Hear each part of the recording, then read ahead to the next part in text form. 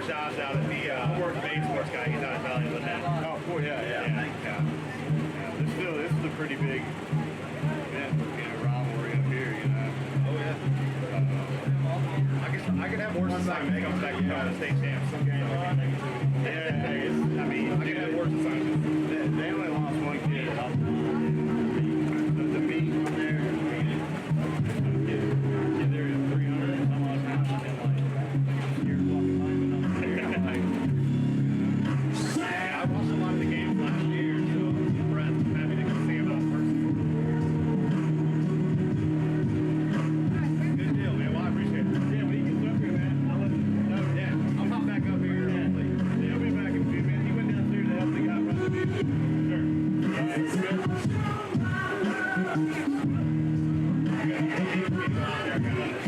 Stand up here, take a picture of him.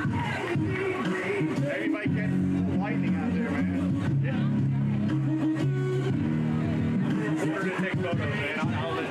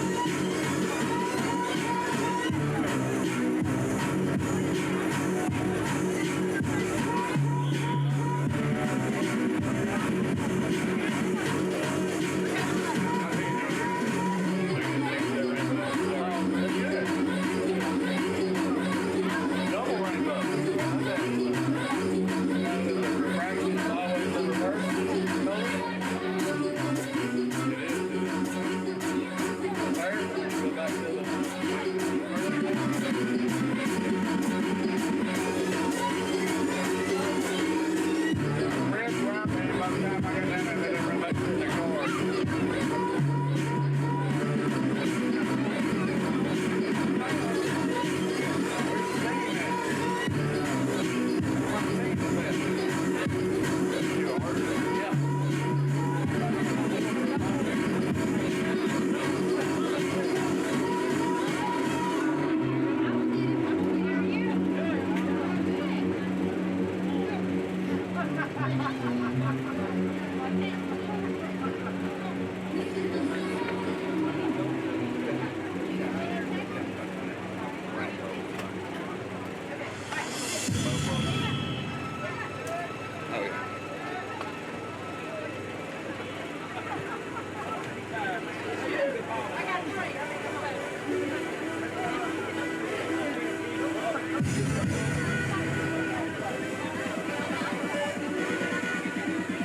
Here we go.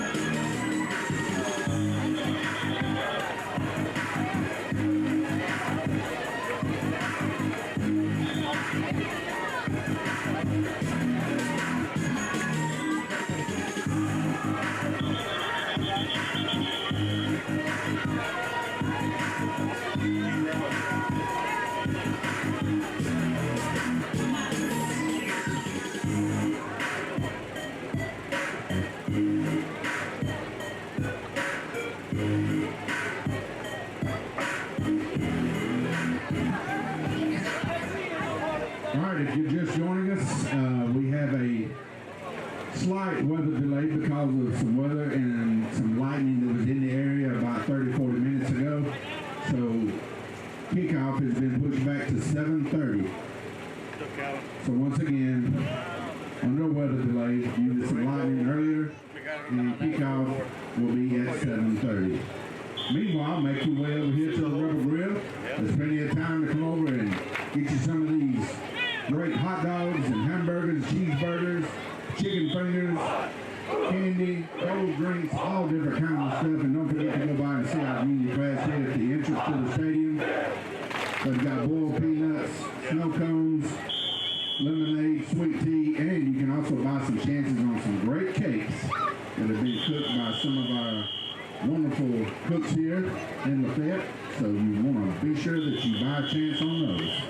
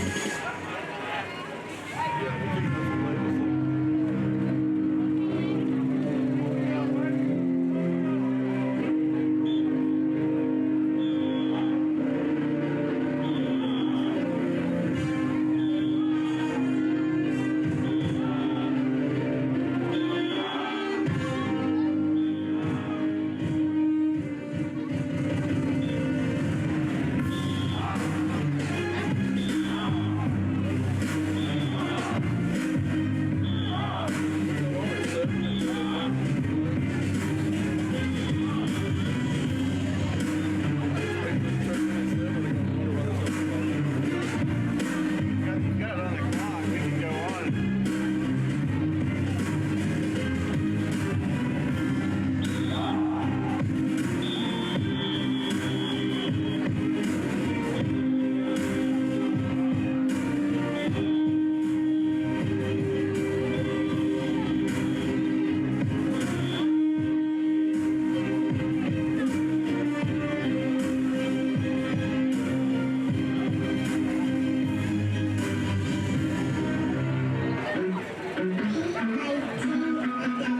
Yeah, we'll go on to 7 real quick. It doesn't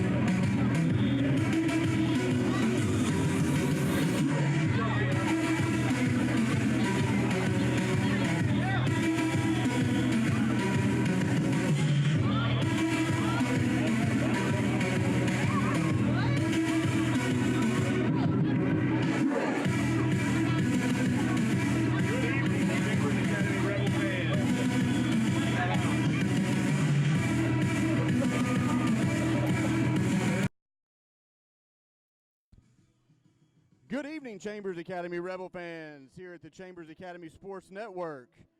We're about ready for a kickoff here between the Chambers Academy Rebels and Lee Scott Warriors. We're currently under a little bit of a weather delay. It's had some lightning in the area. So we've decided to go for a 7:30 kickoff. Just hang tight, and we'll be bringing some live action to you in about 30 minutes. Thank you. Chester, we're going to ask our cameraman to pan the sky. There's a beautiful rainbow here that everybody needs to take a look at. God's beautiful creation, the rainbow. Promise that the Lord will no longer destroy the earth by flood. So, Mr. Cameraman, let's see the folks at home see the rainbow.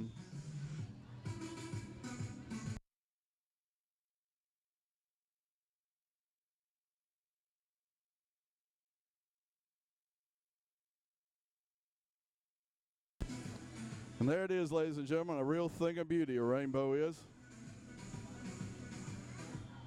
And we're excited here. I'm Calvin Milford along with Chester Carter. We are going to be your Rebel broadcast team this season on the Chambers Academy Live Sports Network. We welcome those of you that are joining us at home. Had a little rough weather earlier, but the weather is clearing up nicely. The rainbow is a good sign.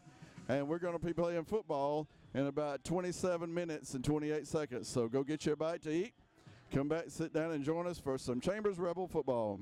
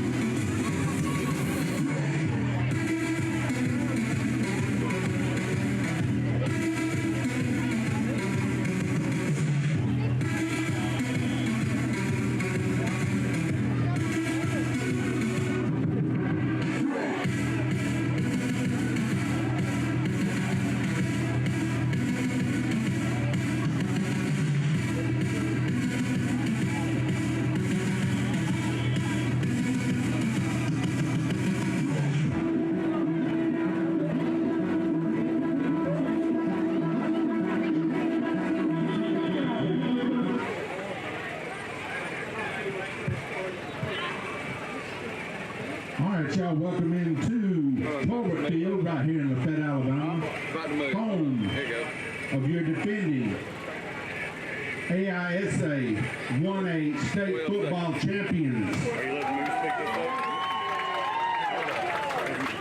I know y'all can get louder for that now. Defending state champions. All right, we're here for our first game tonight. We have a few announcements we need to make. The AISA will not tolerate and or condone demonstrations of poor professionalism or sportsmanship, especially displays which lead to altercations and or forfeiture. The AISA Athletic Committee and the AISA State Board will take a very firm and rigid stand in matters of this concern and will levy harsh sanctions on those involved. What I'm getting off of. Once again, we're getting ready to kick off our 2019 football season here tonight. Glad to be here at home with all of our fans. Thank you guys, everybody on both sides. We want to say a big welcome to our friends from Lee Scott. Thank you for making the journey, and thank you to everyone here tonight for weathering the storm, I guess, if we need to put that. So hopefully we'll get this rain pushed on out here before long, and we'll be ready to play some football here in just a few minutes. So, until we get a little closer to kickoff time, again, welcome to Torbert Field. Who's ready for some football? Get it, Brad.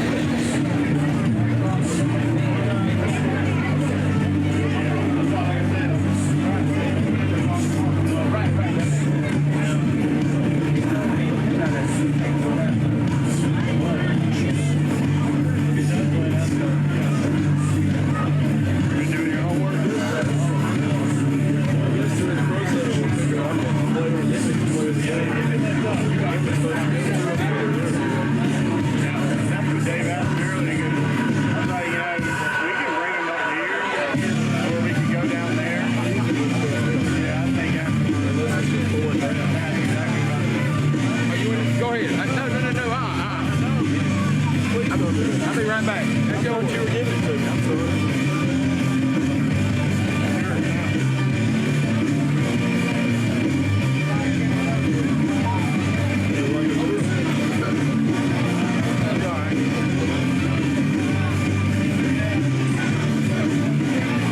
Hey, your second take to Jason was good the other day. Looked all 50 in your thigh.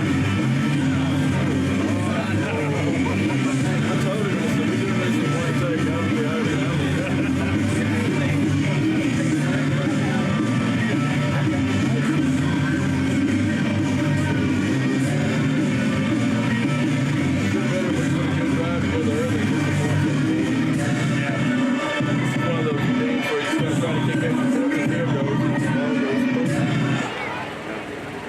We're gonna talk, we'll bring up, real quick. All right, y'all, while we're waiting on these last few minutes to kick off the clock, got a couple of trivia questions for you. Thanks, sir. Compliments of Judge Calvin Milford.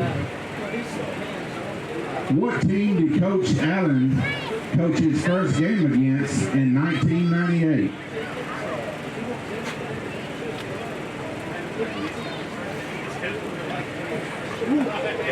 And that means he's starting his 21st year as a head coach.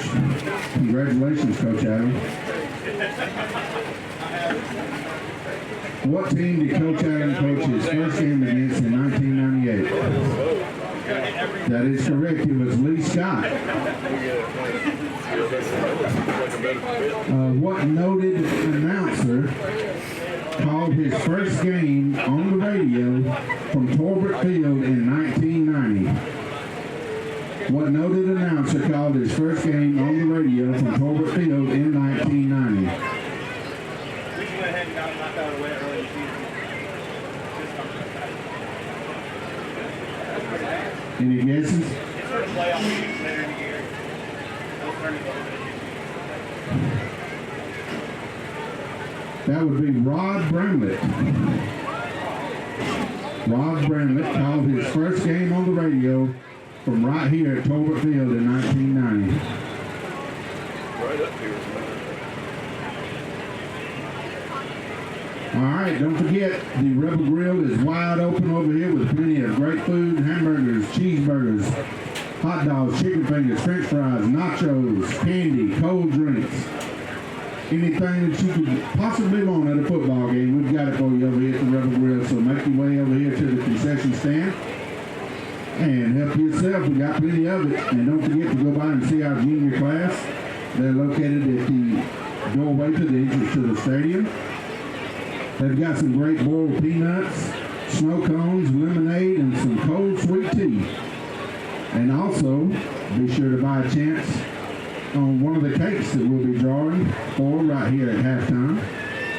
So be sure to buy your chances on those coming up soon. And don't Do forget, another blurb. if you haven't bought your gun Got tickets, 15 minutes. see You want to any do member another? of the Chambers Booster Club, Let me know when. and we can get you up some tickets. They're $25 each. Good evening, ladies and gentlemen. You are looking live at a soggy but enthusiastic crowd here at Torbert Field at Chambers Academy in Lafayette as we're ready to kick off the 2019 football season with the Rebels and the Lee Scott Academy Warriors. We are 14 minutes away from kickoff. There was a 30-minute delay because of a chain of thunderstorms that went through the area, but we are going to get this game in. The radar seems to show that the rain will be ending very shortly. It's just a light sprinkle right now. We even had a couple of rainbows out a while ago. They have disappeared, but we are ready to play some football here at Torbert Field as Coach Allen's 2019 version of the Chambers Academy Rebels is preparing to open a home set of 4 straight games, with the first opponent being a 3A school. I understand from Coach Allen, the largest school in the state in the AISA, and that is Lee Scott from down at Auburn.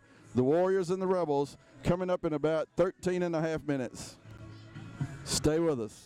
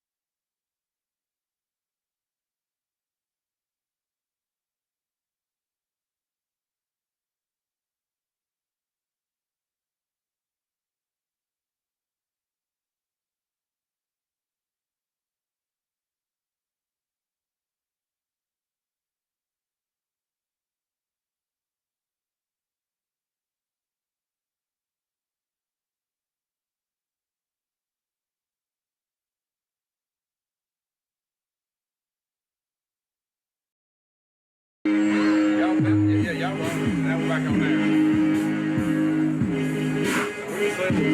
No, I just turned. You're not on now. You want to be on or not? Well, you gonna be up here to turn? Look right here, Chester. This very middle switch. On. Recording on the microphone here and everything on the stand. On.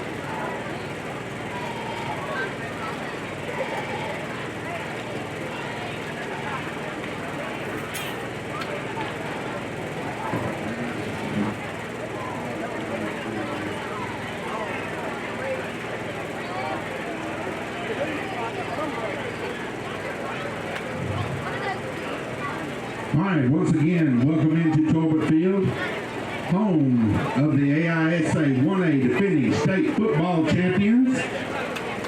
We are getting ready to kick off the 2019 season. Glad to see a great crowd that has made it out tonight. Thank you to everyone who has joined us as we get ready to kick off this season.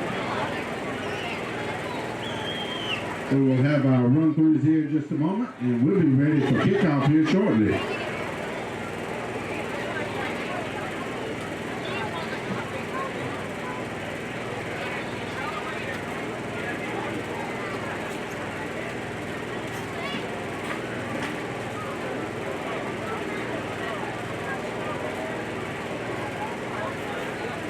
You got flip.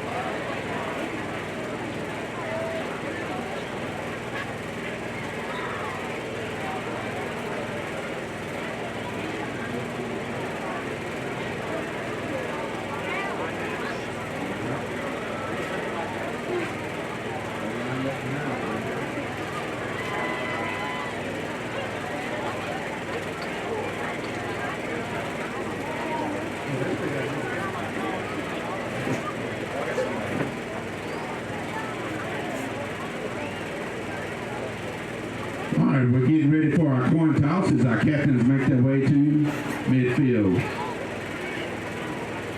Serving as captains tonight for the Chambers Rebels, number 57, Jake Waldrop, number 63, Jacob Oliver, number 10, Peyton Allen, and number 34, Braxton Allen.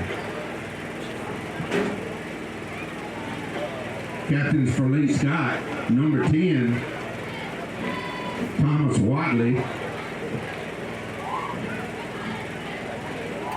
number 76, Jacob Baker, number 60, I'm sorry, that's number 70, I should say, Carson Granberry.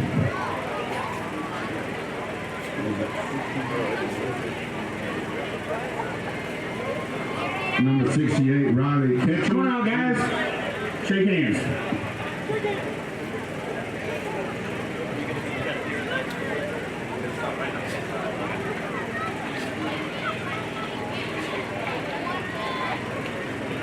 How you doing, guys? Let's see you. We need Jordan Johnson to come to the concession stand. Jordan Johnson to the concession stand. All right, gentlemen, how y'all doing tonight? Welcome to another football season. Congratulations on getting here, okay? All right, first thing we're going to emphasize tonight is sportsmanship, okay? At all times, you represent your teams out here. You represent your schools, and we expect you to act in that manner, okay? All right?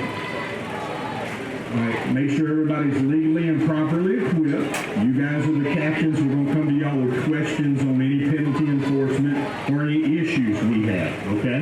Any questions now? Okay. Lee Scott, you're the visiting team, okay? Number 10, you're going to get to call the flip, okay? All right, I've got a coin here. It's a 50-cent piece. There's a heads, there's a tails, okay? Number 10, there's a heads, and there's a tails, okay? I will flip it. If it hits the ground, we will flip it again, okay?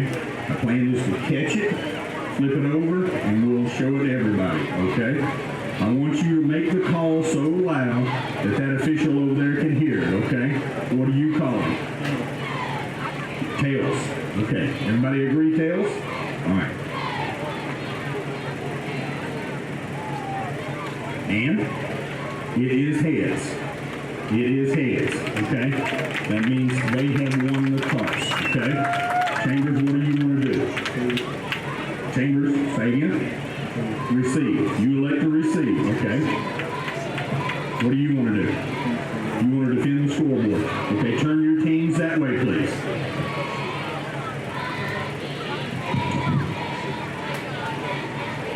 Chambers will receive.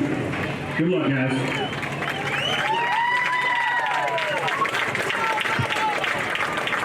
All right, Chambers has won the toss to kick off this 2019 football season and has elected to receive. So Lee Scott will be kicking off to the Rebels.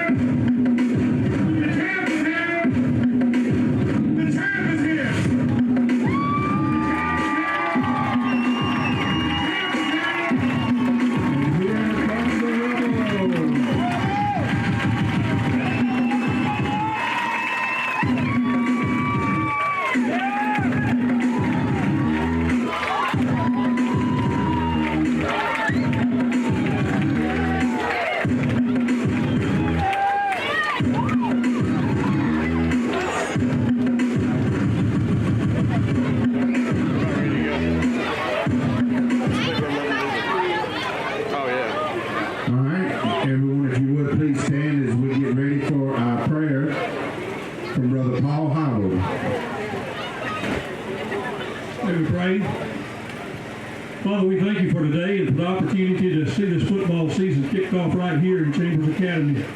Pray, Father, that you bless both of these teams as they compete tonight. Pray for protection and safety for both the teams. We just ask you, Father, for a good game. We thank you, Father, for the rain that we have. Even though it's dampened the field, it hasn't dampened our enthusiasm, and we look forward to getting this game underway. May your will be done in our lives, and may we seek to serve you in all we do. In Jesus' name, amen.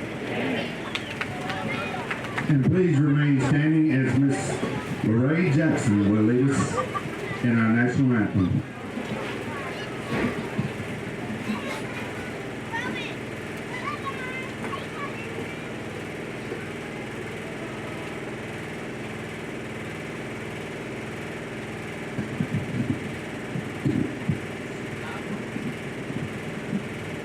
Oh, say can you see by the dawn's early light what so proudly we hailed at the twilight's last gleam, whose broad stripes and bright stars through the perilous fight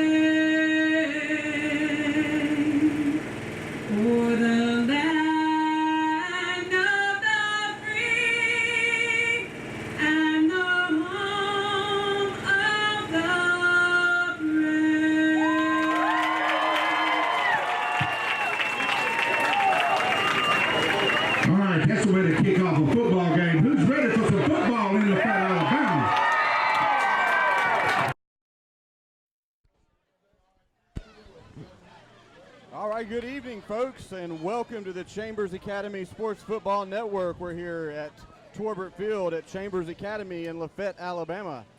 I am Chester Carter alongside Calvin Milford. We're going to be bringing you the game live here from Lafayette. Had a little bit of a delay of a kickoff due to some lightning in the area. For the 2019 season. The fans, get on your feet. the key. Let's give a big hand. The coin toss was won by Chambers, and they are ready to take the ball and receive it on offense for the first series of the 2019 season. And Chester Coach Allen always likes to have the ball first if he can. He likes to put his offense on the field. He likes to score and get that first touchdown. So let's hope that if things go according to plan here to start 2019. As the Rebels won the toss and they will receive.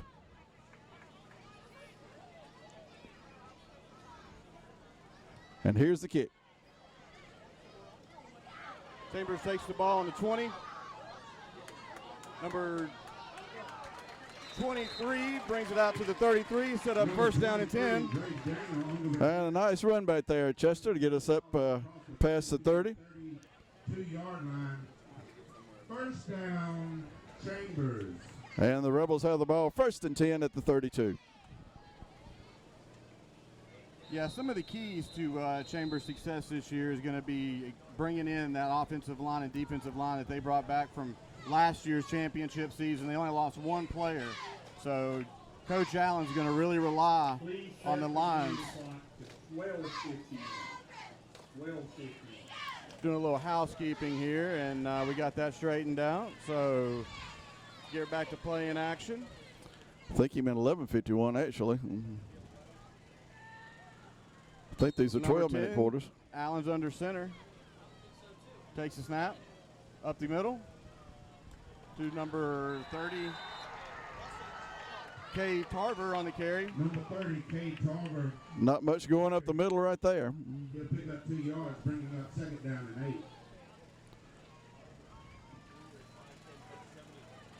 8. And I think we still got a little clock problem, but I'm sure they'll get that straightened out.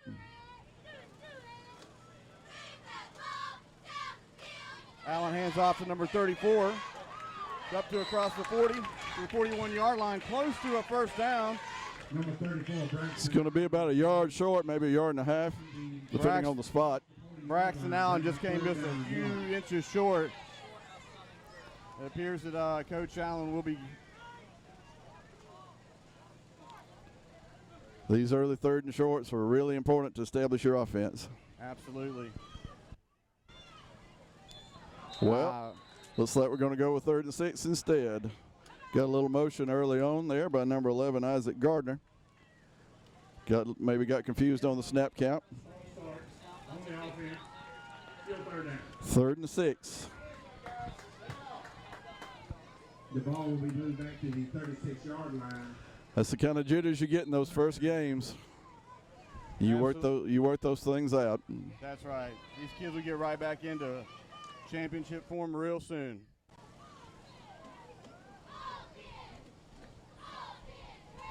Allen's in the shotgun. 2 to the right.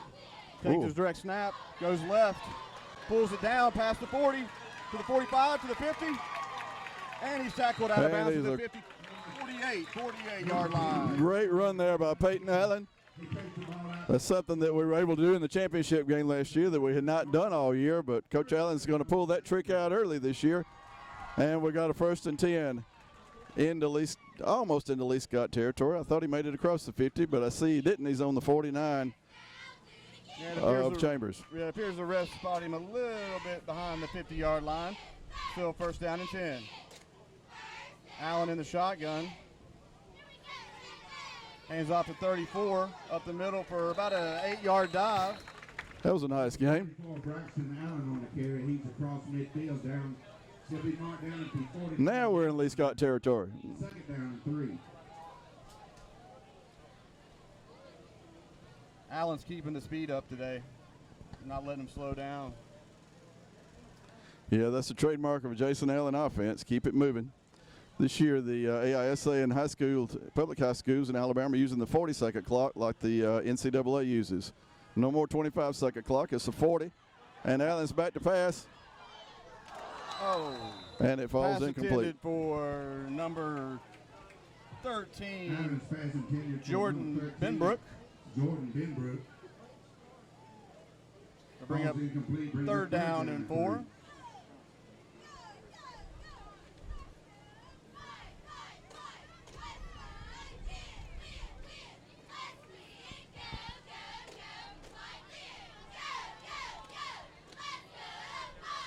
Allen set at the line. He's in the shotgun. He's got 2 wide to the right, 1 to the left.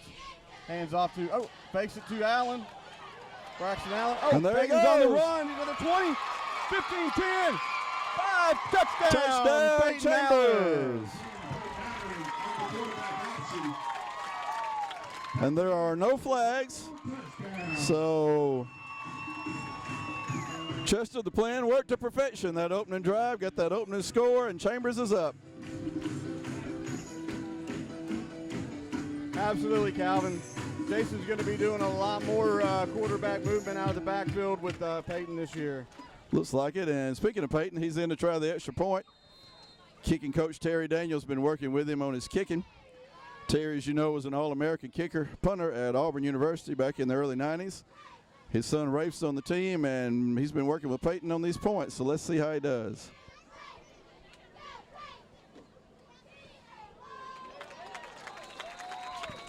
And it's good. Absolutely. Coach Terry Daniels has been an asset for the Chambers Academy of Rebels this summer, working with Peyton and the special teams all around. That was quite an impressive drive, Calvin. It really was, Chester, and the snap was kind of low on that extra point, and give credit to JoJo Hendricks. He dug it out, put it up, and Peyton kicked it through. Now, what's really been vaunted and the high expectations for the Rebels this year is their defense, so we're about to find out about that aspect of the game right now. That's right, Calvin. Last year, Chambers only gave up 6.6 points a game on average. So they're looking to improve on that number as well, which is going to be hard, but with the defense they got coming back, I can see it possible. The size up front is incredible. You got Braxton Allen, Waldrop, Dijon Darden holding down the end. This is going to be a strong defense coming forward, the Rebels in 2019. That drive covered 67 plays, and I think about 67 yards, at about 10 plays or so, and took 2 minutes and 6 seconds.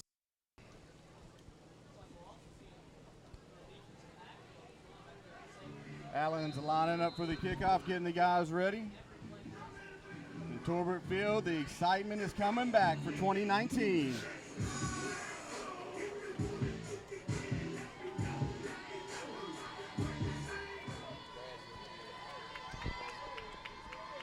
And here's the kick from Peyton.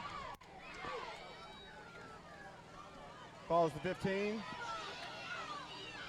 Lee Scott runs it out to the 35-yard line, sets up first down and 10 for the Lee Scott Warriors.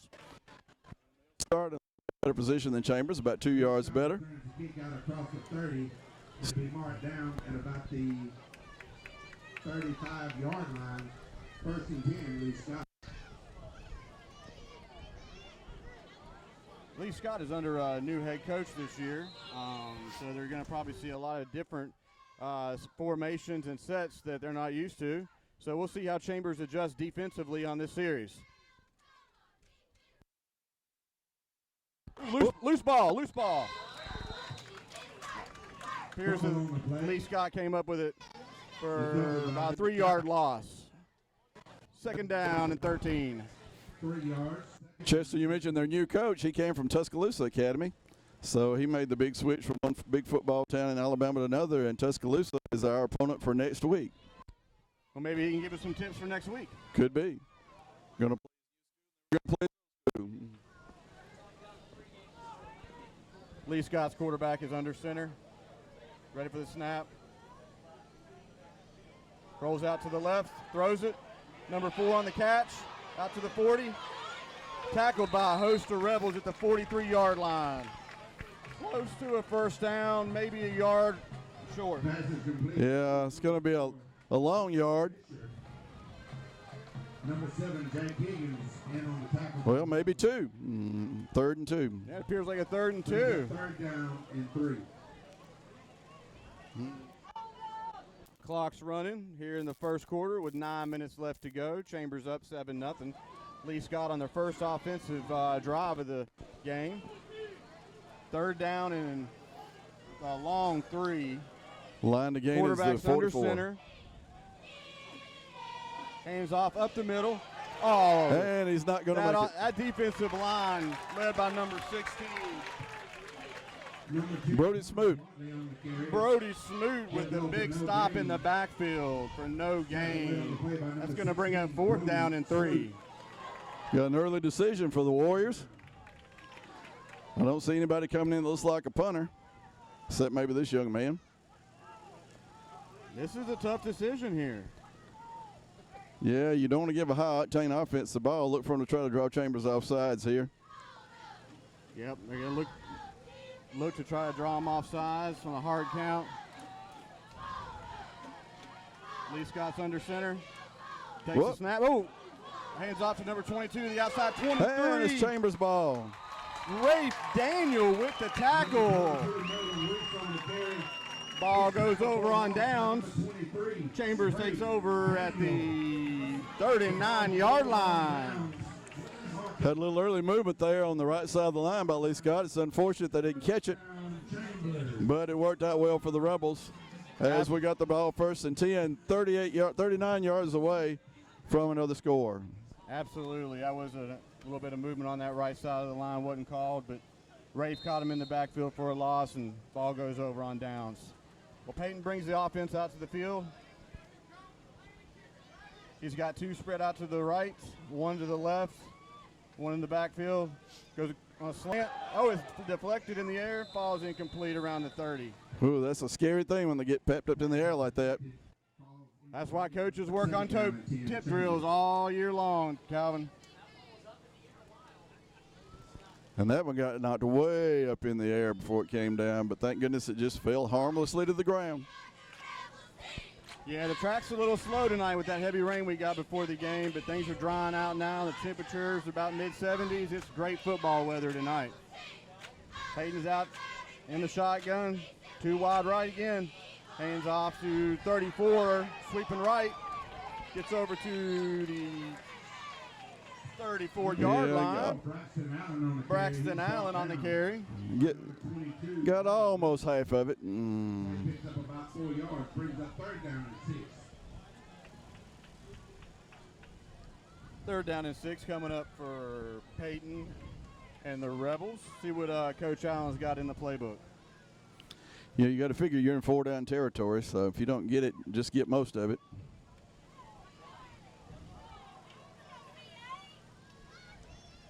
Peyton takes the snap up the middle, across the 30, down the sidelines to the 10, the 5. Touchdown! Or if you don't get some of it, just get all of it. Touchdown, Peyton Allen. Rebel touchdown. Peyton is putting a show on this evening already. We haven't even got to the second quarter yet. And we're about not quite halfway through the first quarter. And Allen will take on the kicking responsibilities. JoJo Hendricks, the holder.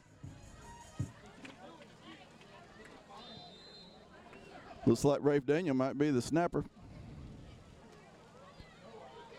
Peyton lines up for the kick.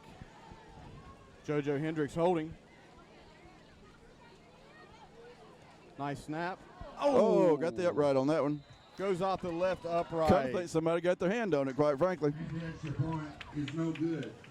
Wide left. 56 to go in the first quarter. It's your Chambers Academy Rebels 13, Lee Scott 0. Maybe not the best kick in the world, Chester, but I'm almost sure somebody got a hand on it and deflected it and it hit the upright. Possibly. With this wet weather out there, that ball is slick. But another impressive drive again. The offensive line is controlling Lee Scott's defensive line, and Peyton is making the calls and the reads as needed. Braxton Allen's got some pretty strong runs. A little bit of housekeeping here due to the temperatures this time of year, Calvin. They take a heat timeout to get the kids hydrated and make sure we're not overheating anybody. So, excuse me, Chester. At this time, you got any interesting facts about Chambers of Rebels? Well, one thing that happened at the beginning of that timeout, they finally fixed the clock problem. They had started the game with a 15-minute quarter, and then the officials directed it to make it a 13-minute quarter when it was supposed to be a 12-minute quarter. So we have finally corrected that. We have 5 minutes and 56 seconds, so we're 4 seconds below the halfway point of the first quarter. We got that finally straightened out. You know, these refs have to knock the rust off too, Chester. So you got to knock that rust off, no matter if you're playing or officiating. This is Lee Scott is a traditional rival of Chambers, although we haven't played them all that much. We played them 23 times in 49 years of football.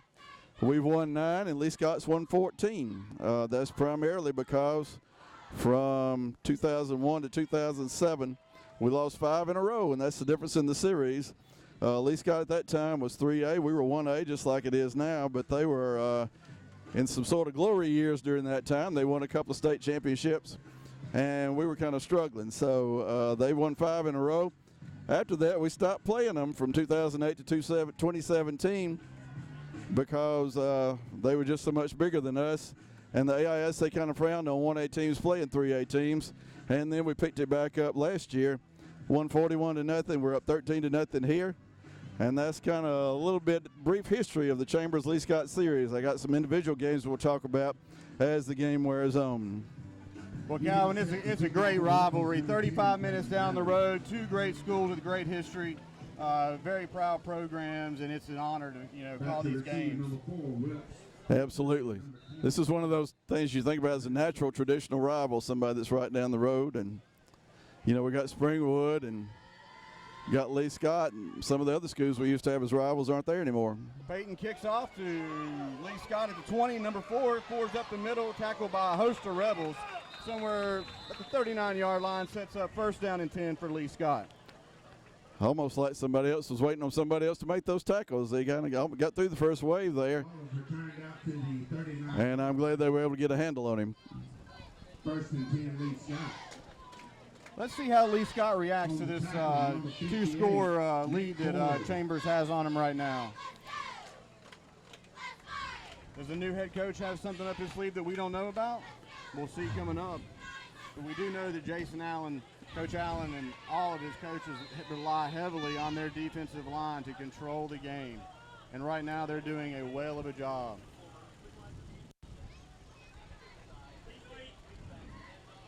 Nice tackle. 22 for Lee Scott. And a He fumble. drops the ball. Drop the ball, and the referee says, oh, it's Chambers ball. I believe Rafe Daniel caused that fumble. I don't know who recovered I think Dean Shetfield, number 55, came up with the loose ball on the ground. Chambers ball. Yeah. Brody Smoot on the tackle on that play, forcing the fumble. I stand corrected. Folks in the press box say Brody Smoot knocked the ball out, and I do believe you're right. Dean Sheffield is the one who recovered it. Either way we go, we're in good position. Here come the Rebels at the 37. Peyton in the shotgun. Takes the read, throws it out to number 34, Braxton nice Allen pass. on the run. Braxton rolls over and out of bounds at the 26-yard line. We're going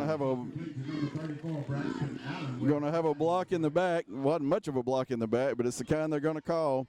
Had his hands on his back, hands on the numbers on the back during the block, and the referee saw it, and they're going to call it. It's going to still be first down. Yep, a little laundry on the field here. Yeah. See if we can get that back. I believe that was, well, I don't want to say because I'm not sure. Looked like it might have been 25, Caden Smoot. But, Caden, if it wasn't you, I'm not trying to blame you if you didn't do it. But somebody did it because I saw it happen. First and 15 from the 42 for the Chambers Academy Rebels. Allen's again out of the shotgun. Got 2 to the left, out wide, 1 to the right. Little switching Braxton around. in the backfield alongside him to the right. Gavin Kite in motion. Peyton looks across the field under some heat, and he's tackled for a And it's loss going to go down. by number 50 for Lee Scott. Well, this one's not going so well. Of course, we got another couple of downs. You just got to get a little bit of it at the time. Still can get into 4-down territory with a little bit of Second down, 21. creative play calling, little execution. Yep. Second down and 21 from the 49. Peyton in the shotgun. 2 wide to the right, 1 to the left. Braxton to his left. Whoops. Got a little laundry on the field again. Well, let's just get all the bugs out on one drive, Chester. Let's do it. False start against the offense. Still second down. False start on the offense. Well, before he turned off his mic, he said it was number 63. 5-yard penalty on the play That'll be Jacob Oliver. to the Rebel 46. They don't usually call out the numbers in high school, but he hadn't turned off his mic, so. Still on second down. Back at the 46-yard line. Second and quite a bit. Yeah, about 25% of the football field. Let's work this off in chunks here. Peyton sets up in the shotgun, 2 wide to the right, 1 to the left. Braxton Allen in the backfield with him. Gives a pitch to Kite. Up the middle. That's Rafe Daniel. Barreling through. Wow. Down to the 41-yard line. Rafe Number Daniel. 23, Rafe Daniel, excuse me. Rafe Daniel on the carry. Great carry. The ball will be marked at the 43. Makes this third down much more manageable. Yeah. Again, you get about half of it. Get about half of it, and you're pretty much in 4-down territory. Peyton comes over to the sidelines, gets some information from the coach. 40-second clock's kind of ticking down. He needs to pick it up a little bit. Better keep the eye on the clock. We're down to 10 on the 40-second clock. Peyton brings the guys to the yep, line. there comes a timeout. Coach Allen noticed it, had about 3 seconds left, and Coach Allen calls a timeout. That was a good timeout. On the field, Chambers. Timeout, Chambers. First timeout of the game. Speaking of Coach Allen Chester, first game he ever coached as a coach in September of 1998 was down at Lee Scott. They were behind 20-0 at halftime, came back with 3 touchdowns, but got beat 20-18. So the week after that, they won 9 games in a row and lost the last game of the year to Springwood by 1 point. So they lost the first game by 2 to Lee Scott, last game by 1 to Springwood. Coach Allen started out his career 9-2 at Chambers in 1998. Coach Allen has got a great squad of coaches surrounding him.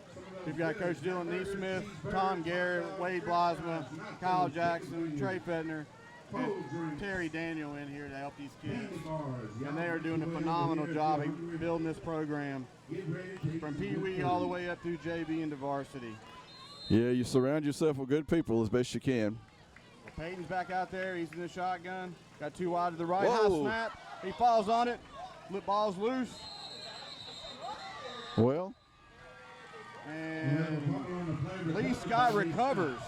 thought he got it back. Probably would have brought about a punt, but apparently it got out from under him somehow or another. And Lee Scott recovered.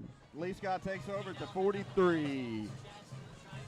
First down and 10 with 3 minutes and 46 seconds left in the first. With the score, Chambers 13, Lee Scott nothing. Turnovers even now at 1 apiece. Lee Scott did turn it over on downs, but as far as fumbles, each team's had 1 fumble now. And Lee Scott's about where they were when they got caught on the fumble. Right about back where they were Scott's on the 43. under center. Takes a snap. Quarterback rolls out to the left. Number 9. He's under. Number 16. Brody Smoot with the big tackle in the backfield. What a huge loss. Great speed by Smoot there. He just flat out ran the guy trying to block him. And once he set his sights on the quarterback, there was no hope. There was no stopping Brody on that one. That was quick speed to the quarterback down at the 30-yard line, second down. Smoot twins are seniors this year. They've been playing since the 9th grade JV. And playing on varsity, I think, since the 9th grade. Lee Scott's under center. Takes a snap, hands off up the middle. for no. There's no breathing room whatsoever. He's not going anywhere on that. That defensive line smothered the running back, number 10 for Lee Number 10, Scott. Thomas Watley on the carry. Goes for no gain. Well, Brings up third down. they're about where we were. They got 3rd and 23. This is where you got to be really careful.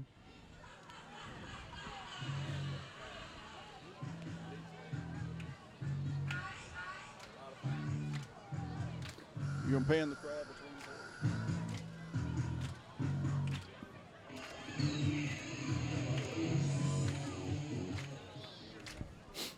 Lee Scott comes up to the line, 3rd and long. Well, Refs are calling some time. and we got a flag. Flag on the field. Oh, I believe the clock ran out. Dead ball, delay game, against the offense, still third down. Talked about this earlier. They're using the 40-second clock instead of the 25, like they do in college. Game against Lee Scott. And Third down, 28. but if there's a penalty, then they started on 25 seconds. So Lee Scott's under center for 3rd down and long. Number 9. Tate McKelvey rolls back and is And he's smothered by going number nowhere. 7, Jake Higgins, for a stop at the 24-yard line. another loss. Jake sniffed that one out. He wasn't going to have that one. Contact made by number 7, junior Jake Higgins. Sets Nice up job 4th by down Jake. and a mile for Lee Scott. Brings up 4th down. 4th and 28. Lee Scott brings on their punting team. Number 22, Malin Reese, appears to be kicking for Lee Scott. First punt of the night by either team.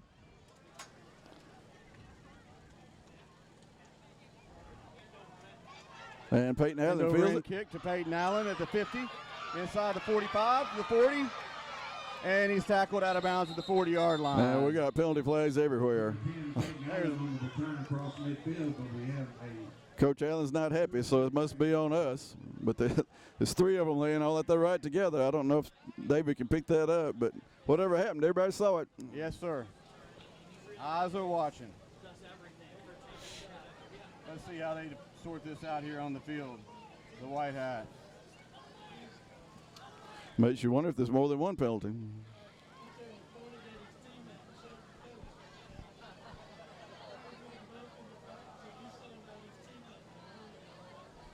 Here comes a call from Blocking the back against the receiving team, 10-yard penalty, 1st down Chambers. Well, you always got something to work on that ball be marked between that first and second game. That's obviously one thing we got to work on is kick returning. down Chambers. And penalties will hurt you every time, Calvin. I know Coach Allen brings a disciplined squad every year out here, but first game of the year, kids are excited and they're ready to show. Peyton's under center this time. Oh, he draws off the Well, got right half, end. got half that penalty yardage back. Number 9, Tate McKelvey for Lee Scott, jumped off. Dead ball, offside, on the defense, 5-yard penalty, still 1st down. First and Ball be 5 marked at the for 48-yard line. the Brings Rebel up 1st down offense. and 5. You know, Peyton's been quarterbacking some since about the 7th or 8th grade on varsity. He's always been good at that hard count. Peyton hands off to 34, Braxton Allen to the left side. Oh, he's Braxton's loose. getting loose. Oh, He drops the loose. ball and he recovers his own fumble. Oh, it's still loose on the ground. Let's see who comes up with it in the scrum. Somebody got it back. Number 25. 25, Caden Smoot. Caden Smoot came Ball up. be marked down inside the 35 to the 34-yard line. 1st down Chambers. Good job by Caden Smoot following the play and getting on that ball. Caden Smoot brings a lot of energy to the field. Be sure to see any of the JV cheerleaders. $2 a piece, you can win your chance. And he's always there Picking up sniffing out a play $500 for us. Beginning at halftime. Well, Peyton brings the guys to the line, and he's under center this time. Rafe Daniels in motion, hands off to, can't tell who got the carry on I think that. it was Tarver. Yeah, Cade Tarver. Cade Tarver out for about a 6-yard Number pickup. 30, Cade Tarver on the carry. He takes the ball down inside the 30 to the 28, brings up second down and 4.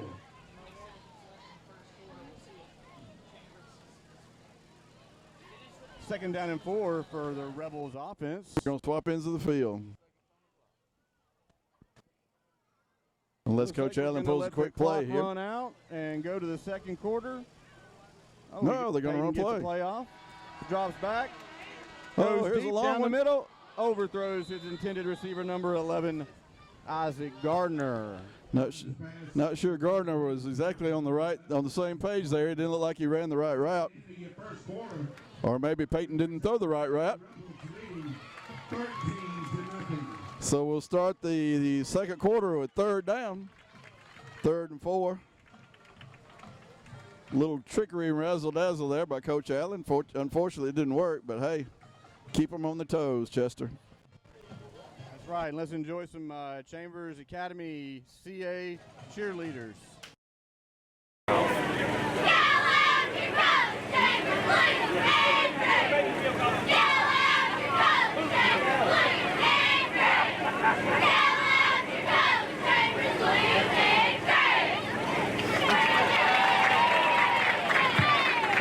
All right, again, if you didn't hear any of the JV cheerleaders, they're going to be Big varsity squad this year for Coach Emily Milford, the cheer coach.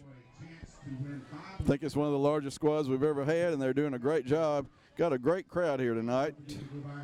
We sure do. Tournament field is packed tonight. The excitement here in Lafayette is overwhelming for the Chambers Academy Rebels coming off that great season last year.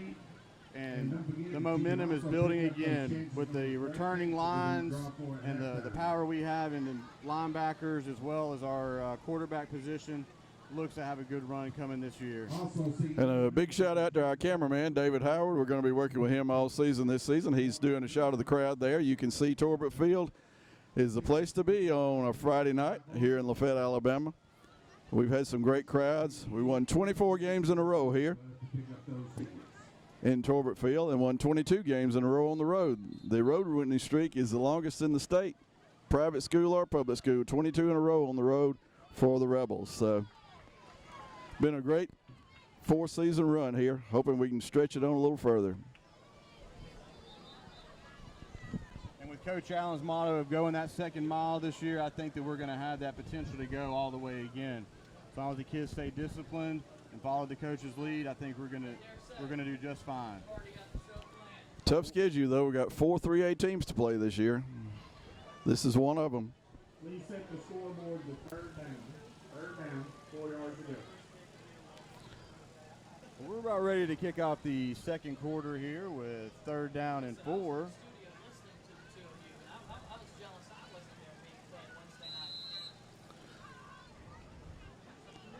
And here we go. Clock has started. Allen brings the offense to the line. We got one out to the left. 23's in motion. Hands off to 21. Gavin Kite. Feels like he's got the first down. Yeah, I believe he got it. Mr. Ref says move the chains. 25 picks up first down yardage. The ball's going to be marked at about the 23-yard line. First down. Now there's a good example of that play clock change. See, the play clock's already running. It's down to 24 seconds. They blow that whistle, and that clock starts. You got 40 seconds. And Allen's under center already, ready to roll. Hands off again to number 34 to the right. Braxton Allen rolls out for about a 5-yard gain, it appears. Down to the 15-yard line. Yep. Down in the red zone now. That's where you got to make your points. Around the 15-yard line, picks up 7 yards. Second down and 3. Those long runs are great, but you got to get it in there when you get inside the 20. Correction. Now we're at 2nd down and 3. Got a good spot on that. Allen takes the snap. He rolls to the left. Whoa. Passes to number 21 for the catch. Don't believe he got Gavin much on Kite. that one. Doesn't appear much at all on that one. Pass is complete. Must be a penalty. Holding. Holding on the Rebels. See, there you get in the red zone, you got to be careful. Against Chambers.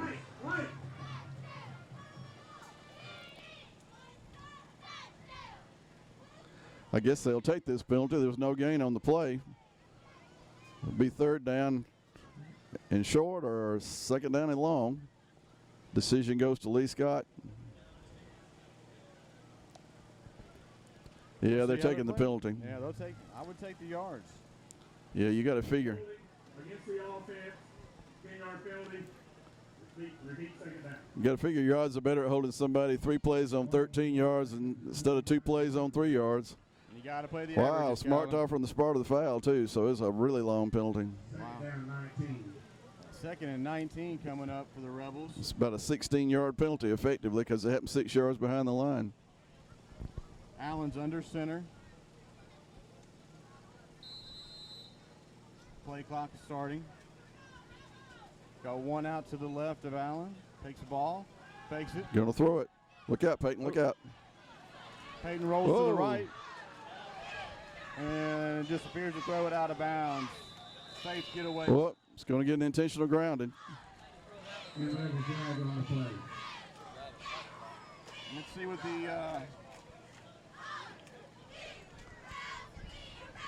what the umps had to say about this one. It's gonna be a loss of down. Yep, intentional grounding. Our spotter and rules expert, David Howard, says he was outside the hash mark when he threw it, and that's what brought about the penalty. And that's going to be a really long penalty. Against the offense, 5-yard penalty from the start of the foul. It's going to be 3rd down. And that red zone's a long way away now. Defensive line call against Chambers, backs the ball out. That's a loss of down, too. So Back to let's see. 1st down, the marker is at the 12. So that's 38 and 4. It's about 42. down to 29. Oh no, I don't believe it's 3rd and 29.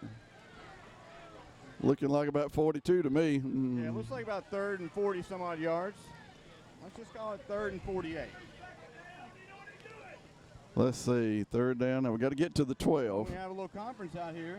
That's 38 yards from the 50, and then we got 4 more yards. Yes, 42. Scoreboard says 29, but well, Second down 29 Chambers. I guess it's not a loss of down.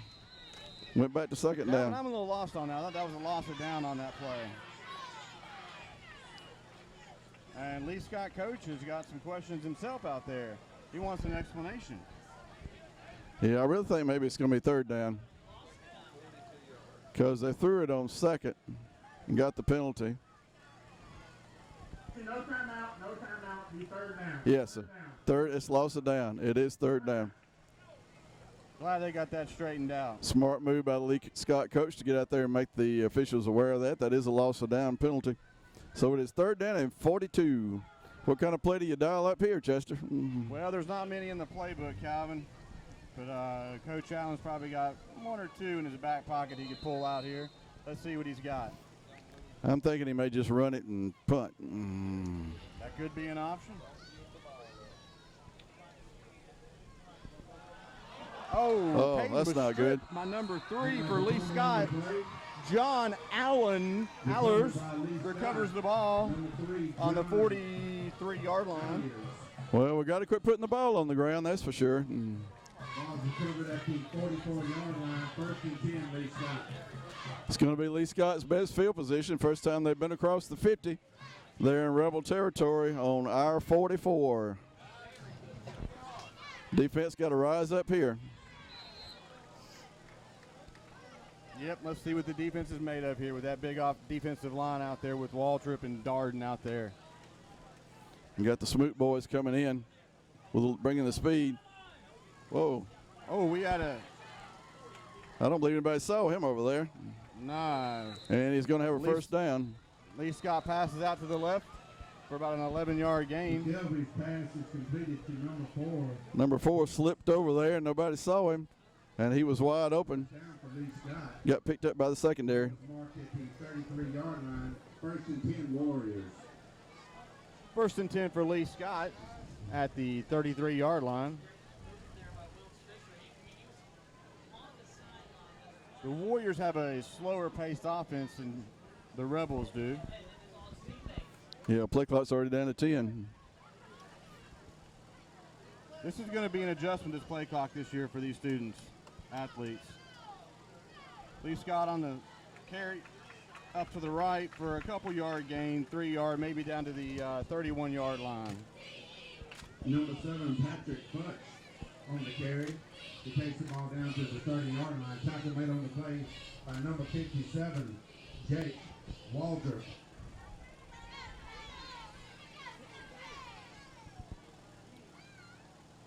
like we got 2nd down and 7 for the Lee Scott Warriors. Quarterback brings him up under center. Takes a snap. Fakes it to the running Here's back. the pass. Pass down the middle. Uh-oh, it's wide to open. number 10, Thomas Watley on the touchdown. Pass is complete. And that's the first points that Lee Scott has scored on Chambers in 6 quarters. That is the first score in 6 quarters on that. It appears somebody is missing assignment with that running back coming out of the backfield right there. Those points off turnovers, they can really haunt you. We'll see what kind of kicking game they've got.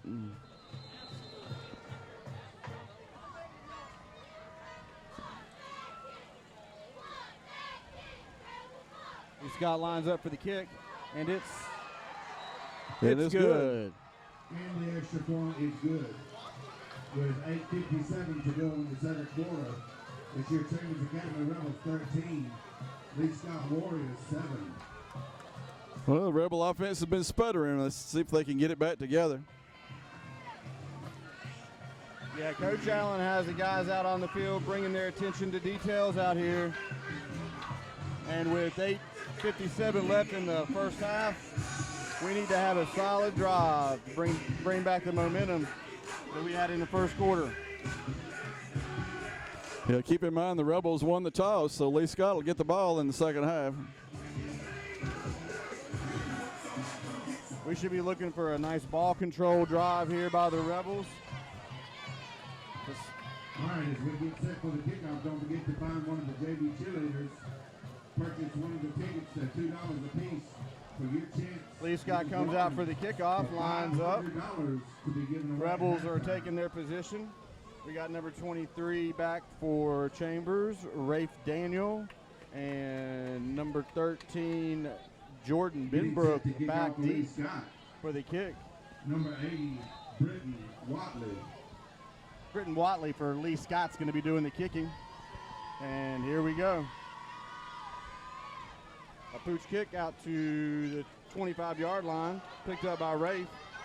Brings it down to the 40-yard line for a good gain on the kickoff. Chambers starting off 1st and 10 from the 40. Number 23, Rafe Daniel on the return. He'll take it out to the 40-yard line. Always good to get good field position. Chambers. 60 yards away, that's pretty good field position anytime you start. Let's see if Coach Allen gets behind that big offensive line, and pounds that ball with Braxton Allen and Peyton Allen doing some misdirection here.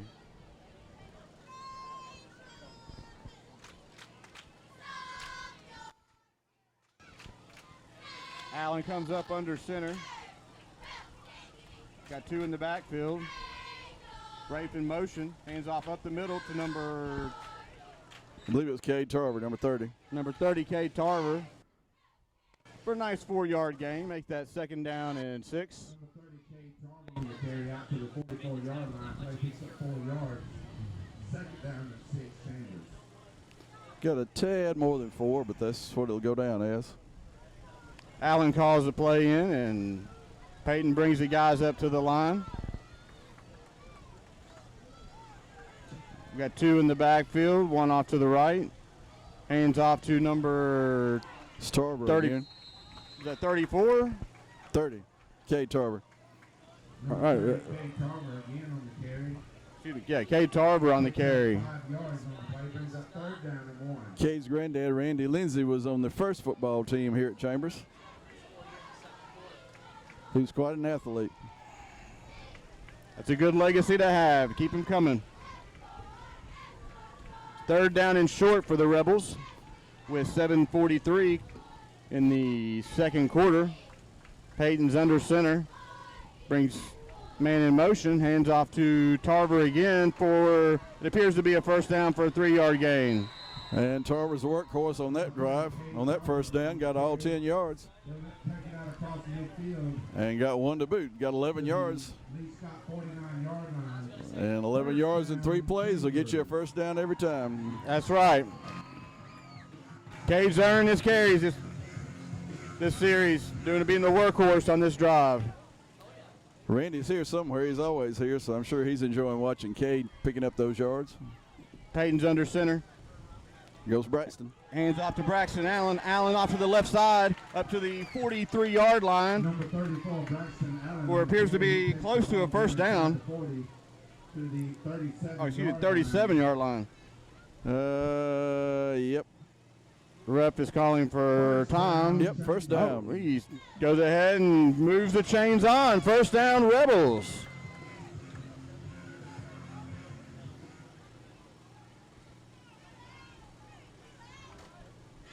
Allen's under center. Hands off Didn't get to much that time. Braxton Allen in the backfield for a tackle at the 40. Braxton Allen on the carry. Will be tackled for a loss back at the 40. Lost about 1. Brought down by number 10, Thomas Watley. Brings up second down, 11. Second down and 11 for Allen's offense, Coach Allen's offense. Let's see what play he's going to dial up here with 6 minutes and 17 seconds left in the second.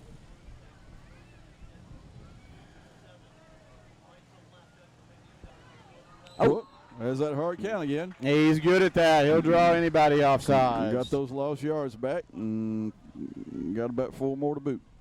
Good ball. Offside. On the defense. 5-yard penalty. Still taking that. We'll take those yards, Calvin. Absolutely. Any way you can get them. Marked at the 34-yard line. Second down and 6 Chambers.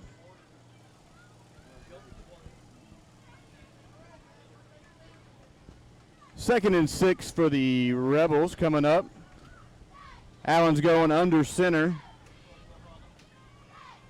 He's got 2 in the backfield. Oh, there goes Kite. Run up the right. Gavin Kite up the middle for a nice little It's gonna be a run. first down. Gavin Kite. He takes the ball down to the 25-yard line. Moving the chains and running the clock. And halfway through the quarter, we'll take a heat timeout. Don't forget to make your way over to the Rebel Grill at halftime. Well- You can some of these great Well, Calvin, this is the drive we were looking for after that Lee Scott score to come down and methodically run down the center of the field. As you can tell, the offensive line is moving Lee Scott off the ball, and we're having some good running, different runners.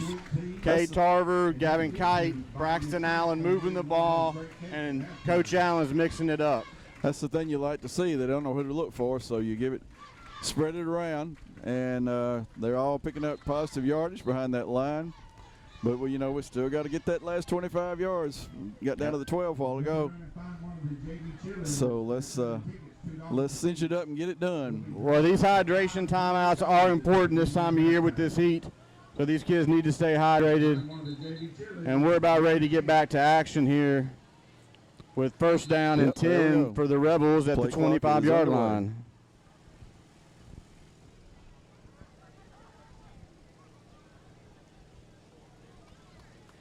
Allen brings the offense under center.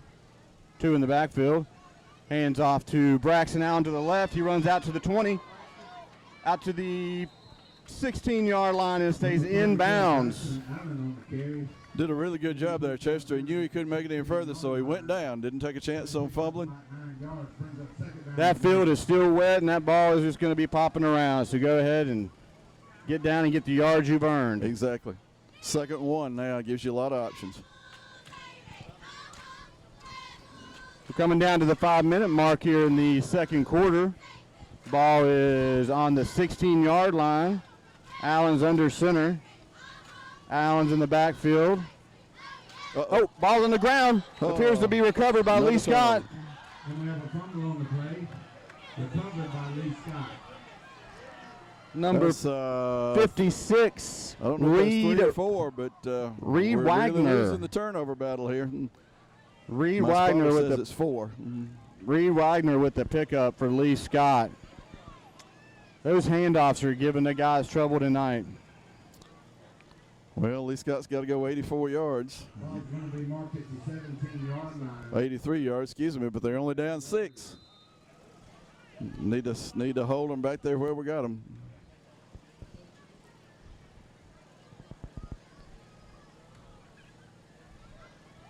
Lee Scott brings their offense to the line. Quarterback's under center.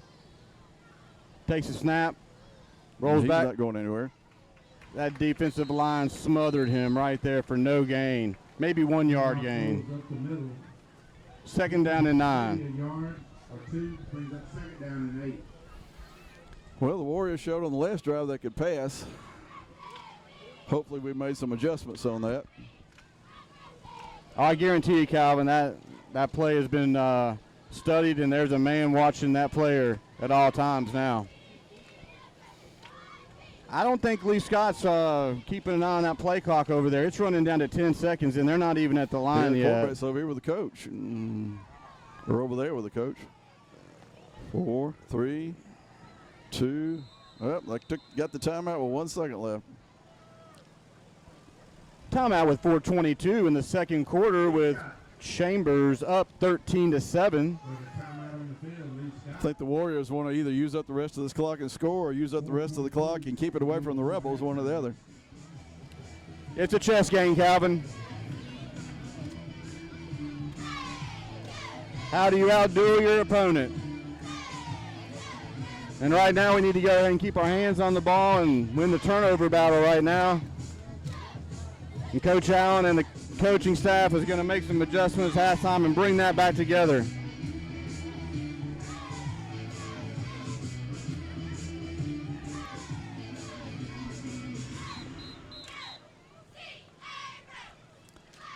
And the officials call the teams back out of the huddle. 2nd and about 8. These officials are running a fishing game out there, Calvin. Yeah. They're not letting anything slide. That play clock's running, and these timeouts are 30 seconds at best. Second down and 8. Lee Scott from their own 17-yard line. Second down and 8 for Lee Scott. Quarterback comes up under center. Rolls out to his left. Number 9 passes. Overthrows and out of bounds for an incomplete pass. Stops the clock with 4:16 here in the second. Almost looked like that pass wasn't there, and he knew it, and he just took it out of bounds. Yeah, Calvin, it's like me passing. I'm just going to overthrow everything. Brody Smoot's out there asking the refs for a holding penalty. Says he got held on that play. I don't think he's going to get it, but maybe he'll call their attention to watch out for something. Yeah, you got to bring awareness to some of these situations out there, and the kids do a good job. They just got to do it in the right way. Absolutely. We're down to 14 seconds on that play clock again. Lee Scott is running this play clock down to the bare minimum and bringing it under center. Big play here. Yep. Pitches it out to the left. 34 on the tackle. Braxton Allen on the initial hit. Stays in bounds. Left hand picks up about 2 yards. And Lee Scott, no doubt, will punt here. The clock just went under 4 minutes. I don't think the Rebels will take a timeout. I think they'll just play with what time they have left to see if they can get a score right before halftime.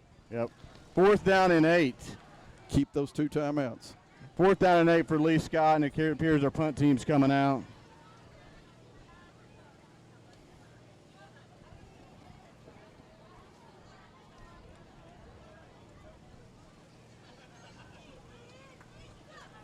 It appears number 22, Malin Reese, is in for the kick. He gets it off.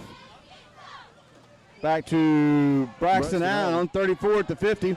He's at the 40. He's down to the 37-yard line. Put up some pretty nice blocks there from Peyton Allen. Peyton sprung him for about an extra 6 or 7 yards. It's all about teamwork, Calvin.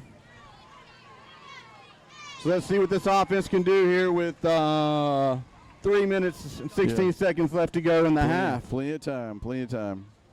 2 timeouts, 37 yards away. Just got to squeeze the ball. Let's hold on to the ball and get a score before the end of the half. Whoa. Peyton's out of the shotgun. Hands off to 34. Braxton Allen up the middle he continues up. No, it took 4 people to bring him down. All the way down to the 30.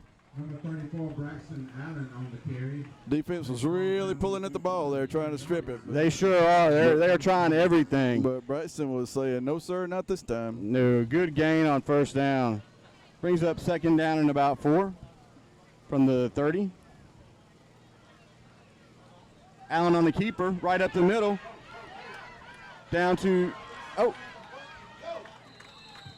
Got inside the 20, down to about the 14. Allen on the quarterback option. No flags. Ball down inside the 15-yard line to the 14. First down, Chambers.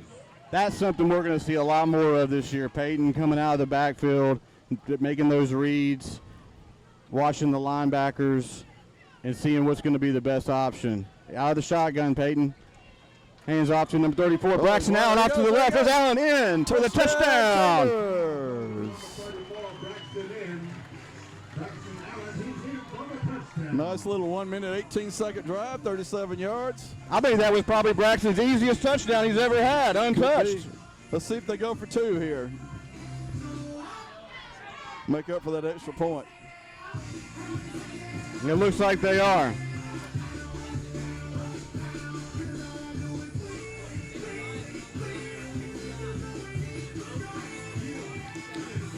I don't see JoJo out there, and I don't see anybody with a T in their hand, so the Rebels are going for 2.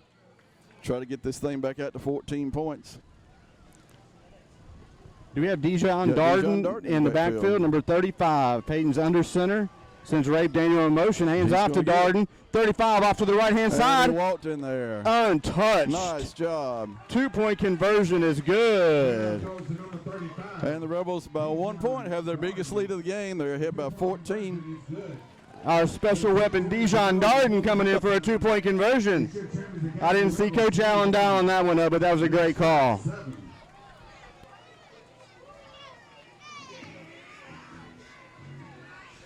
You know, William Perry used to do that for the Bears. They called him the refrigerator. I guess we can call Dijon the mustard jar.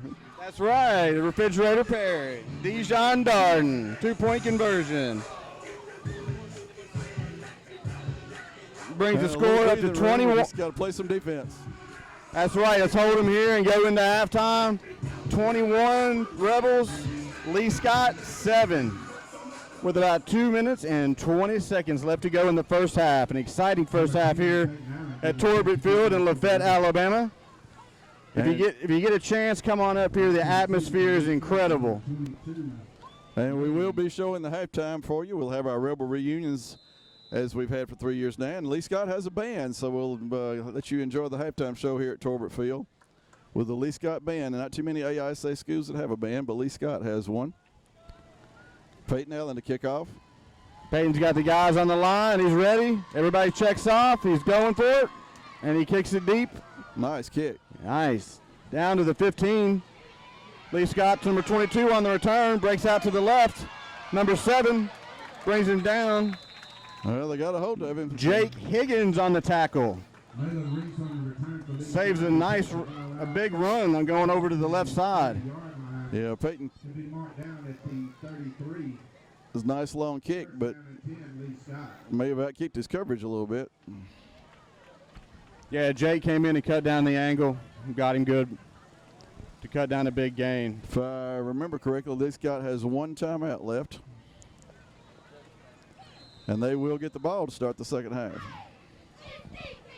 First down and 10 for Lee Scott at the 33-yard line. Lee Scott's under center.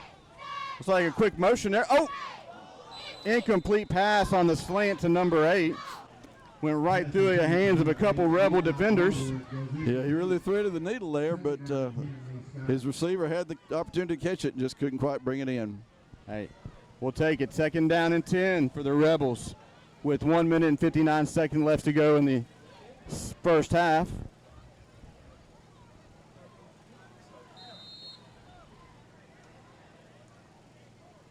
Lee Scott offense comes up to the line. Quarterback Tate McKelvey brings him up. dive up the middle, going for nowhere. That big defensive line. Somebody's helmet comes out of the pile. Looked like a football for a minute. That's going to be Dijon, so he'll have to come out of the game unless Coach Allen takes the timeout. Now goes to number 10, Thomas Watley. And Dijon comes out. Gabe Brooks, number 76 senior, will go in. Take Third down and Dijon's 6. place. Excuse me. Third down and 6 for Lee Scott. Let's see if the Rebel defense can hold here.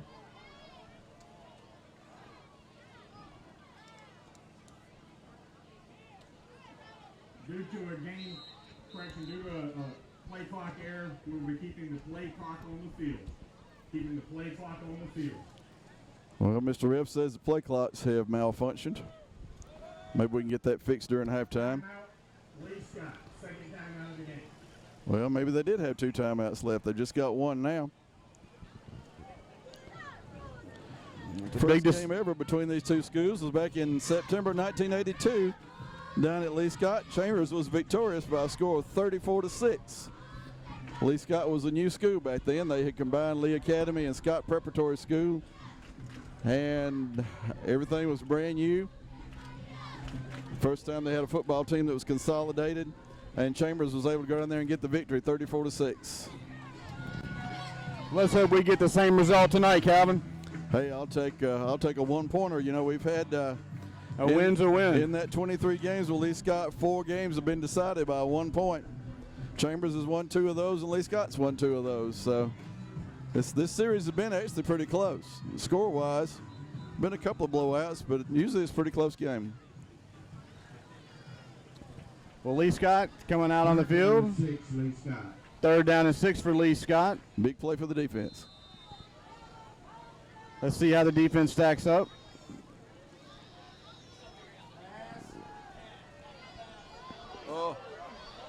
Oh, good defense by number 34. Wow. Braxton Allen on the coverage. They were kind of tangled up there, but they were right in front of the ref, and he didn't call anything, so I guess he figured it was just incidental. Yeah, you're going to have a little hand slapping out there, but there was no real contact out there. That was great coverage by Braxton Allen. Yeah. That was the same play they burned us on earlier for the touchdown, Calvin. Glad the coverage was there. And, hey, let's see if we can get another score here. Lee Scott brings in the punting team. For the Rebels, number 10, Peyton Allen, number 34. Not sure Lee Scott's got enough people on the field. They're still running people in. Braxton Allen and Peyton Allen in the deep for return. The kick by Lee Scott's a high, Straight up, got to watch it. short kick. Let's watch it down to the 40. And falls down and touched up at the 40-yard line. Sets up first down and 10 for the Rebels. The 40-yard line. With 1 minute and 34 seconds left to go in the half. Got 91 seconds. Let's get us another touchdown. Chambers.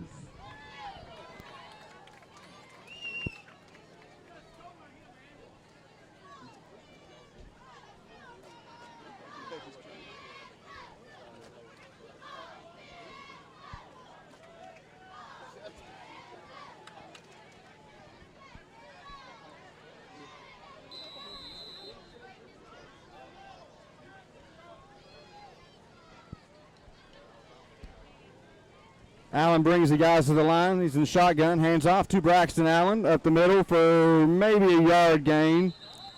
Needs to go down so we can pick it up and run the next play. 34, Braxton Allen picks up a yard out to the 41. Second down and 9, Chambers. Second down and 9 for Chambers. Peyton brings the guys up to the line. He's in the shotgun. 2 guys to the right, 1 to the left. Play clock is being kept on the field. Fakes hand off to Braxton Allen. Rolls to the right. We got a flag on the field. And Peyton just throws it out into no man's land. It's going to be holding, I believe, on 76.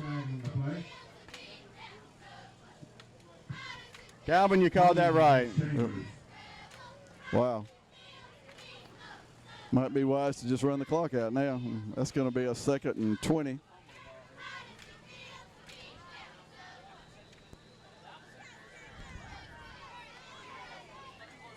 We have less than a minute here in the first half. Here's the Lee Scott Chambers Rebel game here in Lafayette, Alabama. If you get a chance, come on down and watch the second half. The rain's dried up. No more lightning in the area. Tough thing about that penalty is 5 yards back in the backfield, so it ends up being a 15-yard penalty. Woo! Wouldn't be surprised to see Coach Allen just take him to the field house. Yep, second down and 25. Well, Allen's out in the shotgun. He's got 2 wide to the right, 1 to the left.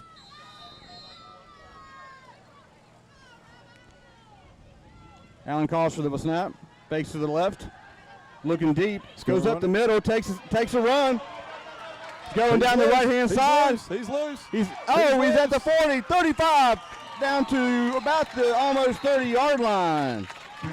Ooh. Clock's going to stop to move the chains. Thank you.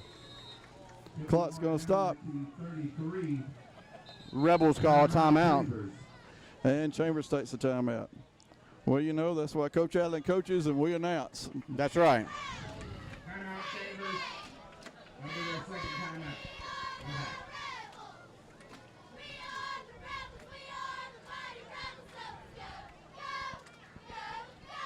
Well, while we got this time, we'd like to thank our sponsors here in Chambers Academy Football: Lowe's Pharmacy, Lyle Body Shop, the Orthopedic Clinic down in Opelika. Take care of our players from any bumps and bruises from the games on Friday nights. King Ford, and all of our loyal sponsors. We appreciate everything you do for our school. All right, you still got time to pick up those raffle tickets. Find one of the JV cheerleaders. They're only $2 each. We're going to be drawing for $500 at halftime.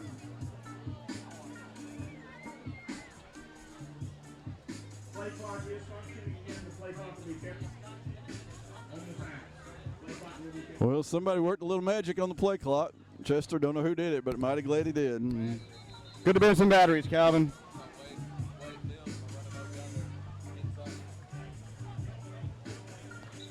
That's good. They can see that out there on the field, so the players have a good Here we vision. go. Yep. 32 yards.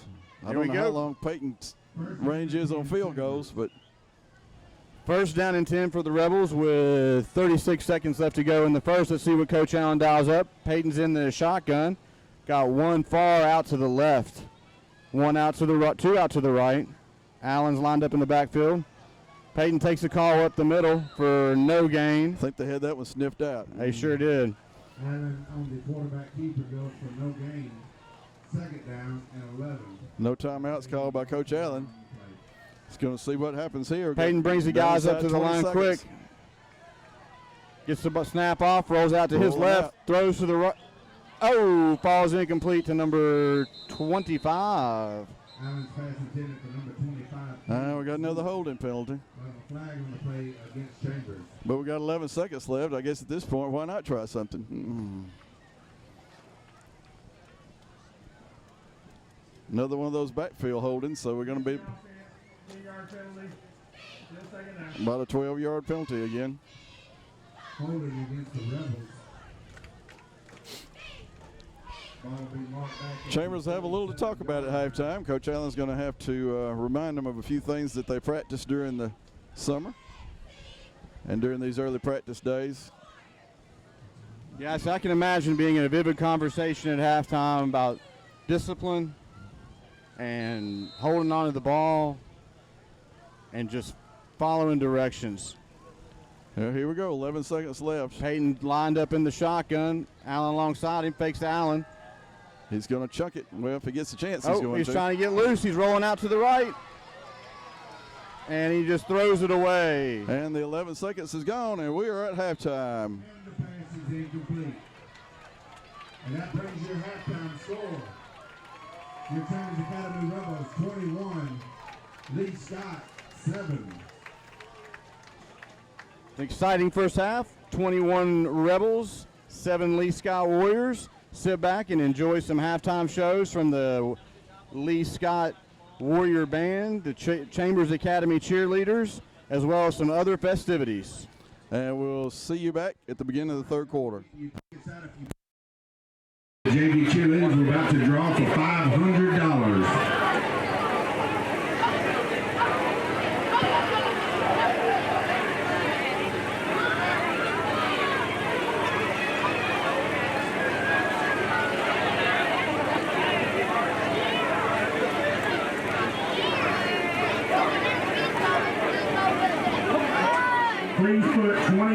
on the clock. 20 minutes. And there'll be a 3-minute warm-up after that goes out.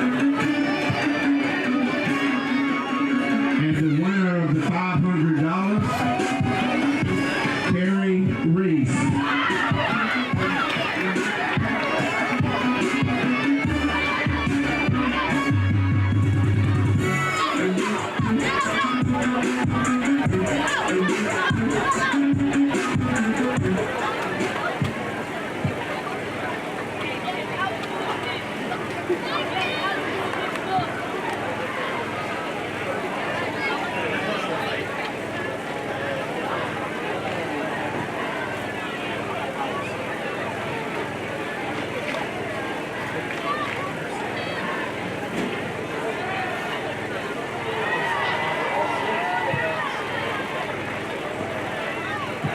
All right, let's have a big hand for the Lee Scott cheerleaders. Good job, ladies. All right, y'all get your tickets out. We're going to draw for one of the cakes while our girls are getting ready for their cheer. We are looking for ticket number 184092. Ticket number 184092.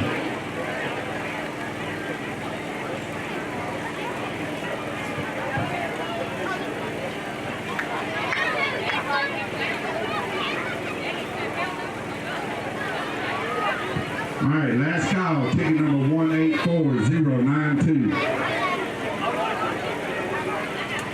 All right, we'll draw again right after the girls do their cheer.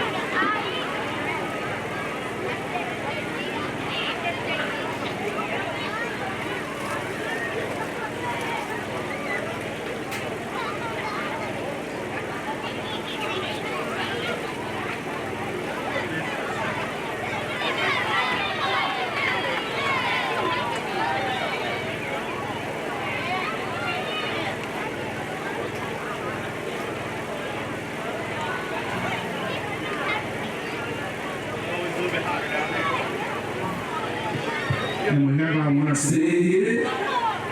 Say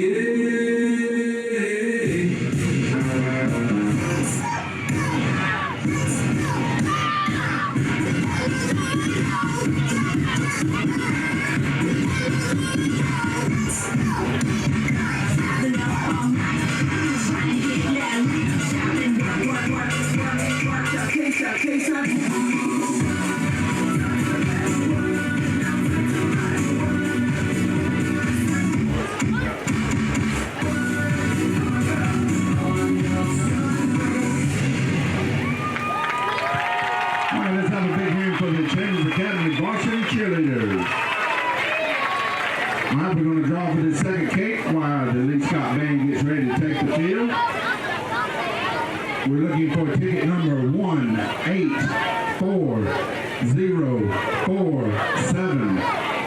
184047.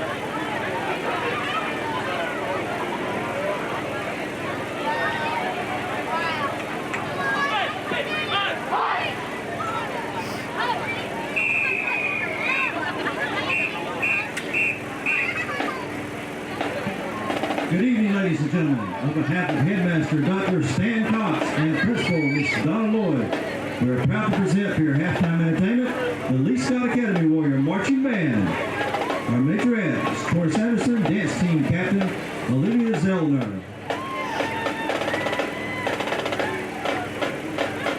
The band is under the field command of drum major Sam Kinsall. Tonight's show features some music of today. We begin tonight's show with a big hit from Ariana Grande. Here's Problem.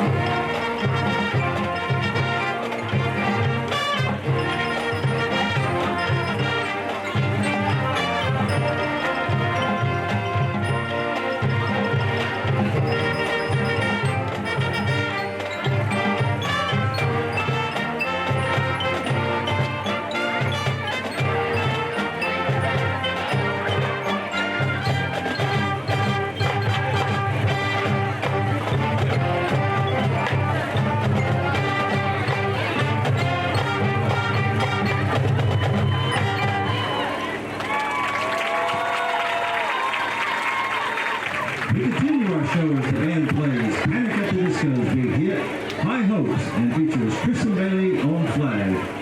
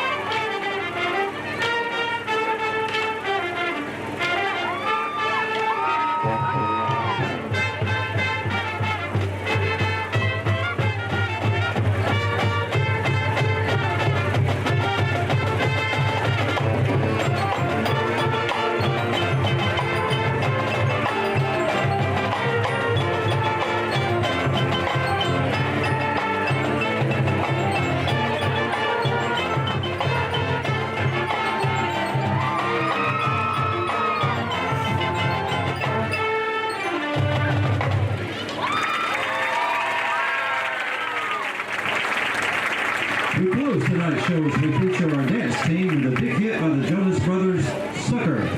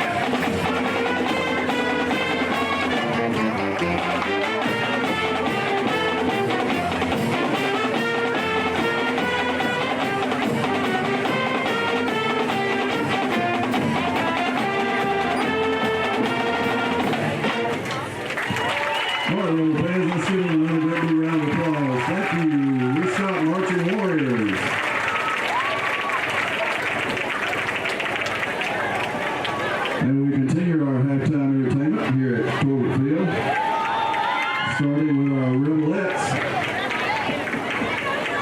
Rebelettes under the direction of coaches Emily Milford, Melissa Milford, and Allie Brushwood. This is their first performance of this school year.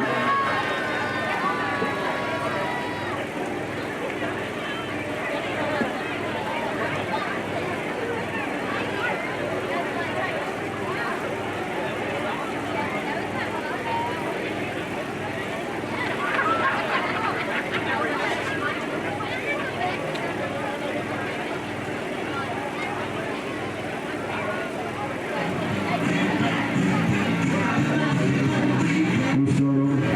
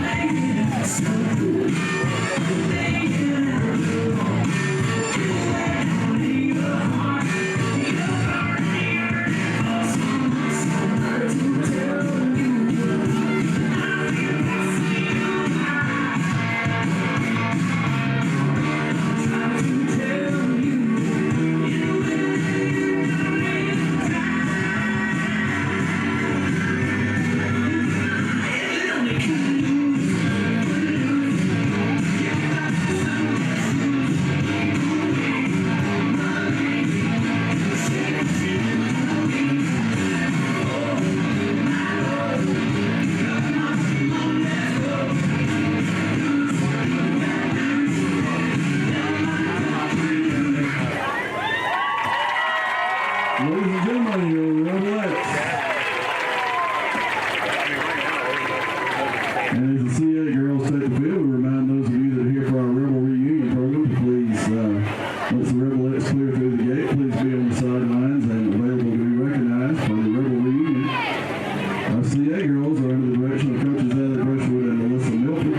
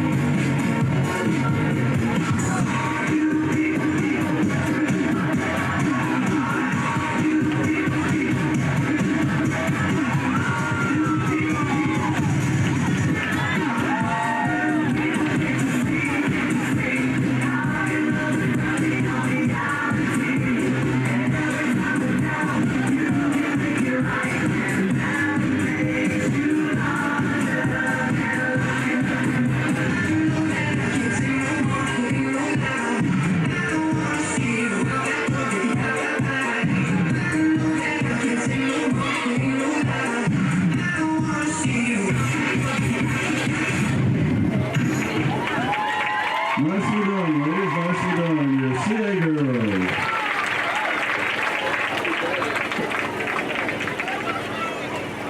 If you all would clear the bottom row down there, we have some folks that are trying to get onto the field for halftime.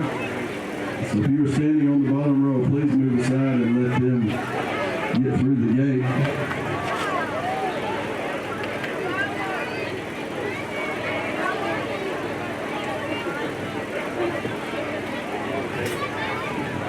If there's anyone here from the class of 2009, I did not have anyone pre-registered before the game. If you're here, we'd like to recognize you, so please step down to the field if you're in the class of 2009. No. And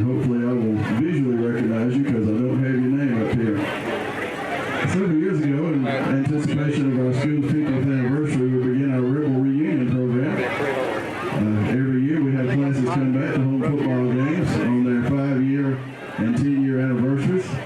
Tonight we'll be recognizing 2 classes. First of all, here in honor of their 5th anniversary is the class of 2014.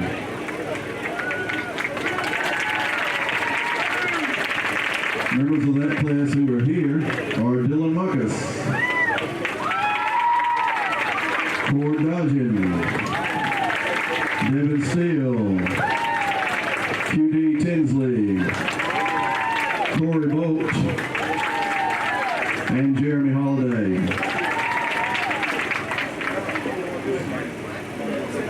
And we certainly need to recognize that these guys that are here from 2014 were part of the Chambers Academy's first state championship basketball team in 2014. Those of you who've been around as long as I have, remember that QD was the one that hit the 3-pointer at the buzzer, and we're glad to have you back, QD. We'll never forget that moment in Chambers history. And in 2009, we have Ricky Daniel, Josh Adamson, and Ashley Baker here for their 10th anniversary. And finally, for 15 years, we got the class of 2004. Got a great group from them. Donnie Wayne Welch, Ashley Kendrick Robinson, Megan Moody Pollard, Candace Coker Trinky, Michael Clifton, Brian Brown, Aaron Busby Steele, and Brendan Ison, and Chris Strait. At this time, the class of 2004 would like to present a special recognition. In April of 2015, this class lost a classmate, Jamie Andrews. They'd like to take this time to release a lantern in his memory. Joining them are his sister, Brandy, and his mother, Angie Spates.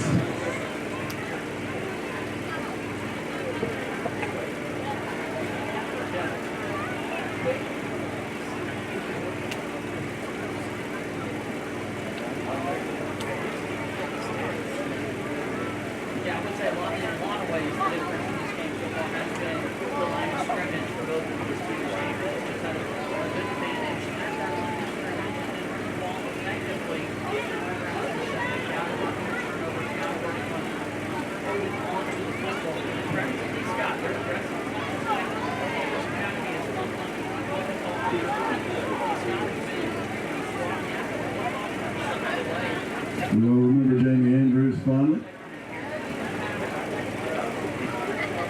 And certainly his class remembers him.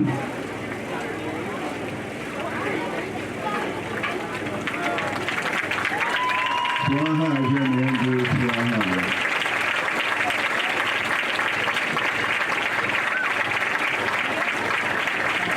We thank you alumni for being here with us for Rebel Reunion. If you would like to have a class picture made, please see Taffy Nelson at the sideline. She'll be glad to make a picture of your class.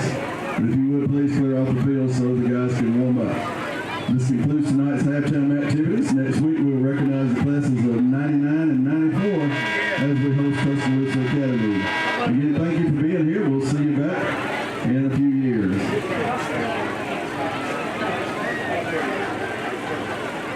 One other quick announcement before Moose takes the microphone back. On Friday night, October the 4th, Chambers will be sponsoring in honor of our 50th anniversary an alumni flag football game and an alumni cheerleader game. So if you ever played football here at Chambers, be here Friday night. We'll be giving out some more information. Friday night, October the 4th at 7 o'clock, we'll have an alumni flag football game cheered on by the alumni cheerleaders. On the next day, Saturday, October the 5th, after the Outdoor Expo is finished in downtown Lafayette at the arena, we'll be having a 50th anniversary birthday party for Chambers Academy. All alumni will be invited back, and the event will take place on the field. More information to come, but that is Friday night, October 4th for the alumni flag football, Saturday, October the 5th for the 50th anniversary birthday party. And here comes Moose to call the second half for you.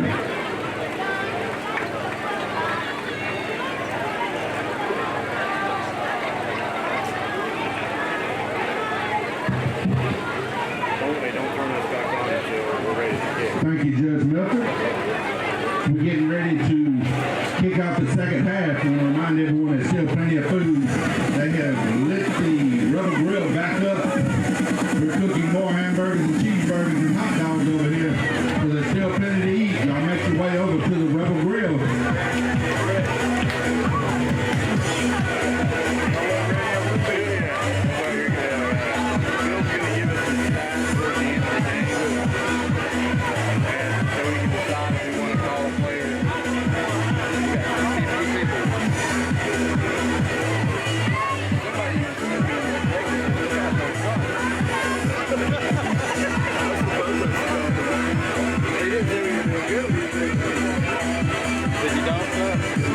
Jeremy, that's what Jeremy did.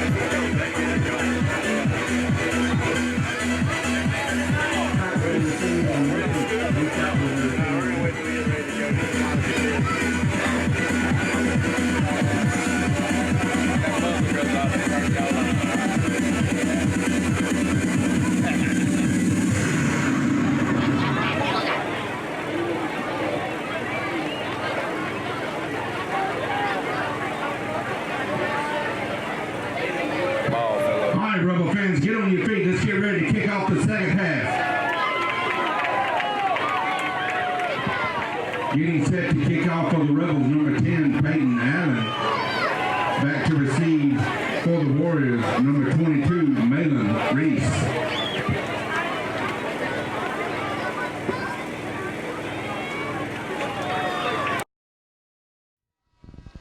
Welcome back, Rebel fans, for the second half of the game here at Torbert Field and Chambers Academy in Lafayette, Alabama, against the Lee Scott Warriors.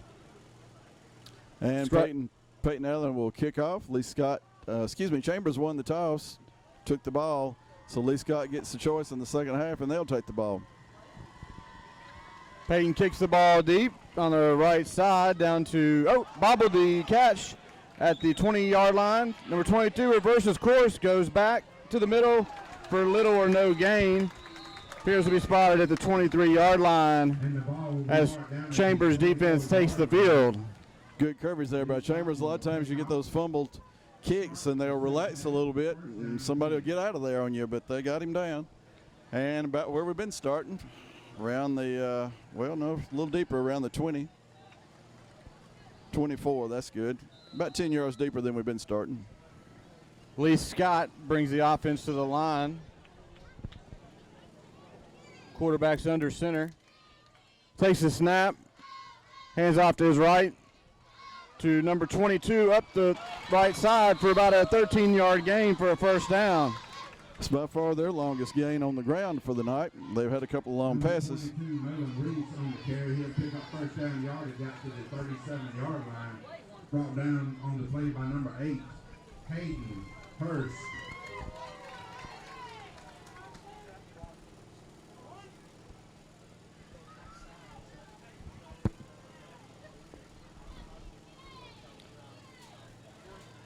Lee Scott hands off the ball to the left for a short gain, possibly 3 yards, bring up second down and 6. So if they're going to try to establish the running game, try to open up the pass. Yeah, Calvin, some of the things I noticed in the first half that Chambers did a good job was controlling the defensive line, except for that one long bomb, that one misread assignment. Other than that, they've kept the Warriors in check on the running game. Ball's on the ground. Oh, fumble. Looks like Lee Scott fell on top of it in the backfield for a couple-yard loss. And now goes for it'll bring up maybe a yard or two. Brings up third down and 9. Third down and 9 for Lee Scott. Big defensive play here. You wouldn't think they would go for it this early in the half, just down 14, but you don't want to let them get close enough to think about it. You can snuff it out right here.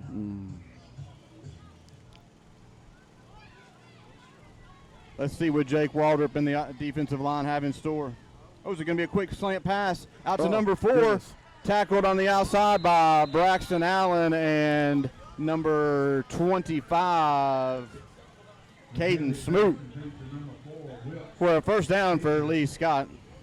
He's across midfield and marking down at the 46-yard line. Time to defense needs to tighten up. This is the second time, only the second time, that Lee Scott's been in Chambers territory the whole ball game.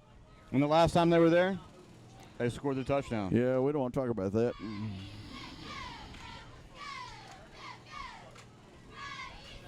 Lee Scott brings the offense to the line. Quarterback's under center. Takes the snap. Fakes the handoff. Pass right down the slot to number 5. Oh, and the pass is deflected away by number 25. Caden Smoot again. Smoot is all over the field tonight for the Rebels.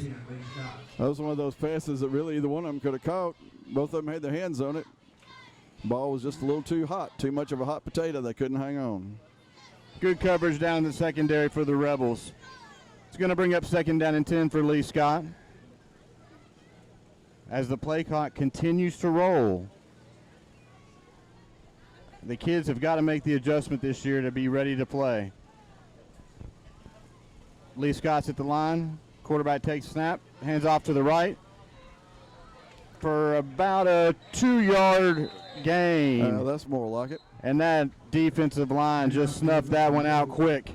Across the 45, he'll be marked down with forward progress to the 44-yard line. Well, that's a very generous spot. That's what I was thinking, Chester. Yeah. Didn't look to me like he got that far, but I didn't think he got past the 45. But, hey, we're not down there on the field. That's you're why right. we're up here, Calvin. You're exactly right. But that's going to bring up still a 3rd down and long for the Lee Scott Warriors. Now we are in a situation where they might think about going for it. Yeah, this is that zone where they could go for it. Quarterback's under center for Lee Scott. Takes a snap. Hands off, a little razzle-dazzle. Back to number 5. Well, I guess they'll have to worry about going for it. They made it. Takes that ball down to the 31-yard line. Caught the defense completely off guard in that one. That was some major misdirection right there. Yeah, that's one disadvantage of having a quick defense. Sometimes they overread and overreact, and you can slip one in there on them. And so far, this is a pretty steady drive for Lee Scott. They've had a couple of 3rd downs, but hadn't bothered them. Lee Scott takes the snap, hands off to the left for little or no gain off to the left side of that defensive line. Brings up 2nd down and 9. Play will pick up a yard, bring up 2nd down and 9, Lee Scott. Definitely going to have to hold them for 4 downs now. I bet you Coach Allen stressed the importance of holding on to the ball for the offense and for the defense to be going after the ball as well when they're out there on defense to swipe at the ball and strip the ball from the Warriors from Lee Scott. Quarterback's under center, takes the snap, hands off to number 22 off the right corner. Tackled in the secondary, Well, made it deep. They're finding some lanes by here. Peyton Allen. They're finding lanes and making yardage. The ball will be marked down at the 15-yard line. And now Lee Scott's in the red zone. The 1st down for Lee Scott.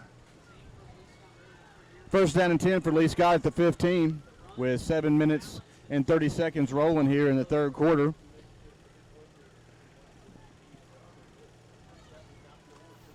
Play clock is down to 14 seconds. Lee Scott comes to the line.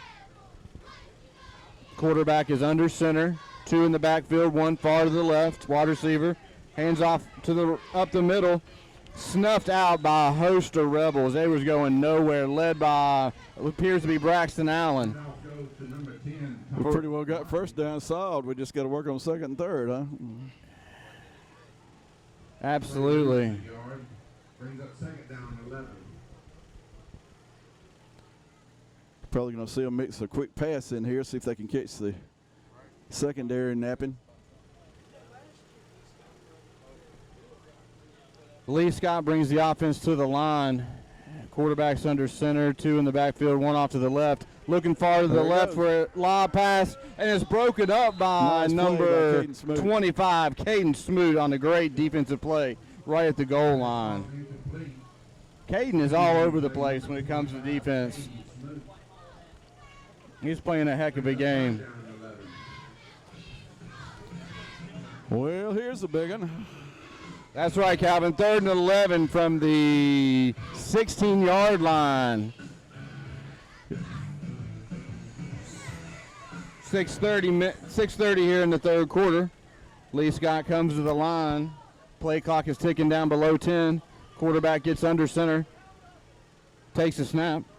Hands off to the right-hand side. Wrapped up by number 10, Peyton Allen.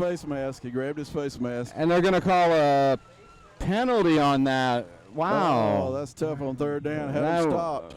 That was a tough call right there. His hand went right across his helmet and got inside his face mask, right in front of the referee. Didn't appear to be any intentional. Well, if it's a 5-yarder, well, it yeah, won't exactly. be a first down. We'll see what they call here. And it's a 5-yard. Whoop, it's personal foul, though. It is third down. Okay. I thought the personal foul variety was 15, but it's. The ball will be marked down at the 11-yard line. Third down and 7, Lee Scott. Well, still a big play. Chambers has a chance to stop him again here on 3rd and 7. And that play clock is running. And Lee Scott's bringing the play in at only 15 seconds left to go. The ref is telling the clock operator to run the clock. There he goes. Yeah, Lee Scott, the game clock was what wasn't running. Lee Scott brings it to the line, pitches to number 10 out to the left. Yes, nice stacked in the tackle. backfield by number 16. Nice tackle by Brody Smoot. Brody Smoot. Handoff goes for a loss. Now there was some speed on that play, Calvin. You better believe it.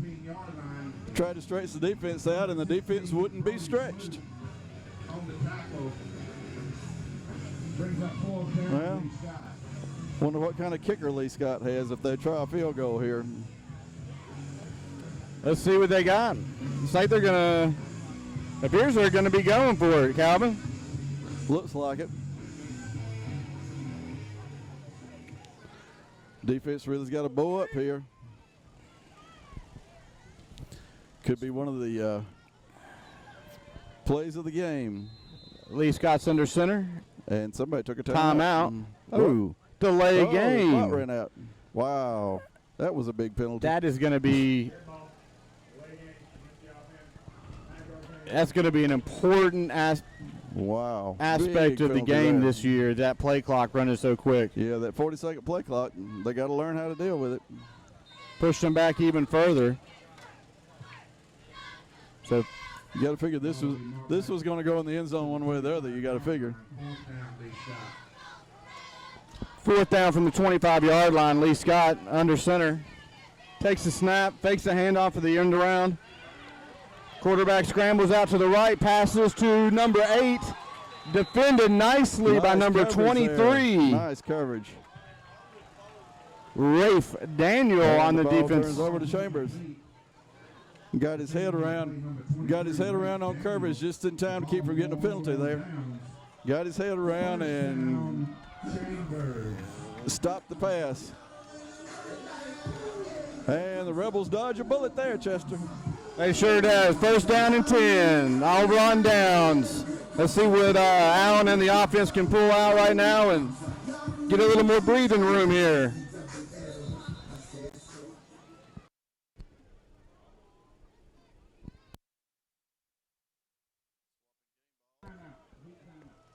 Wow, already up to the heat timeout. That was a 7-minute drive. You got to hate those 7-minute drives when you don't come up with points. You took half a quarter away and you didn't get any points. That's pretty tough. And the Rebel defense, they bent, but they did not break, and they held firm, and great defensive play in the secondary. And now let's see what we can do on offense. With 4:52 left here in the 3rd, 21 Rebels, 7 Lee Scott. Chester, I think I mentioned a while ago that Coach Allen's first game was against Lee Scott. But another interesting thing about this series, a pretty noteworthy announcer called a game here in September the 7th, 1990. It's the first game he ever called on radio. He was employed by Lee Scott at the time, and he came up to Chambers to call the Lee Scott game. That year, Lee Scott won the state championship. And that announcer's name was Rod Bramlett. So tribute to the late Rod Bramlett here. We're standing probably about in the spot he stood in when he called his first game ever on radio. What an honor to be where he was standing at.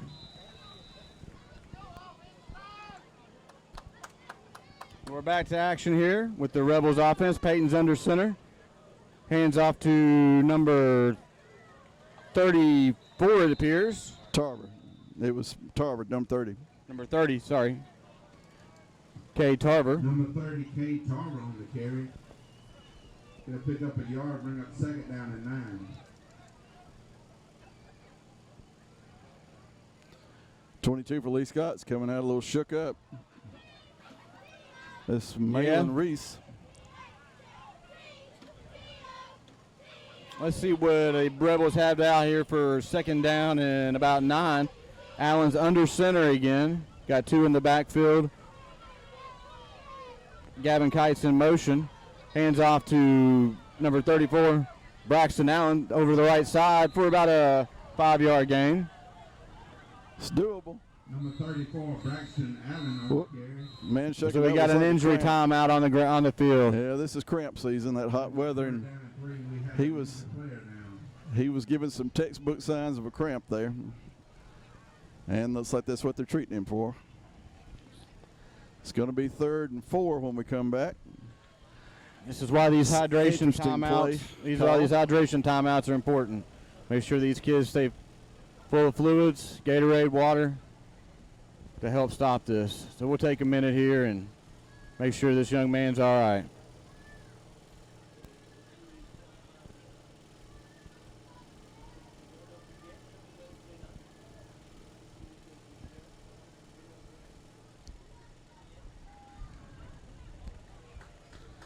And a nice hand from the crowd as he's able to get up.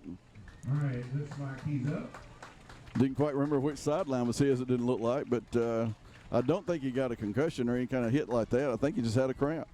It's good to see kids get up like that, as long as they get to the right sidelines and get ready to play some more ball. It's Thomas Watley, number 10. And here we go. 3rd and 4, that's a tough. 32-yard line, 3rd down and 3, Chambers. 3rd and 3 officially. Looks like it's close to 4. A very long 3. Might look for Peyton Allen's under center. Hands off to Braxton Allen. Shaking it out to the left. Ooh, to the cross of 40 to the 45. First down. Nice move.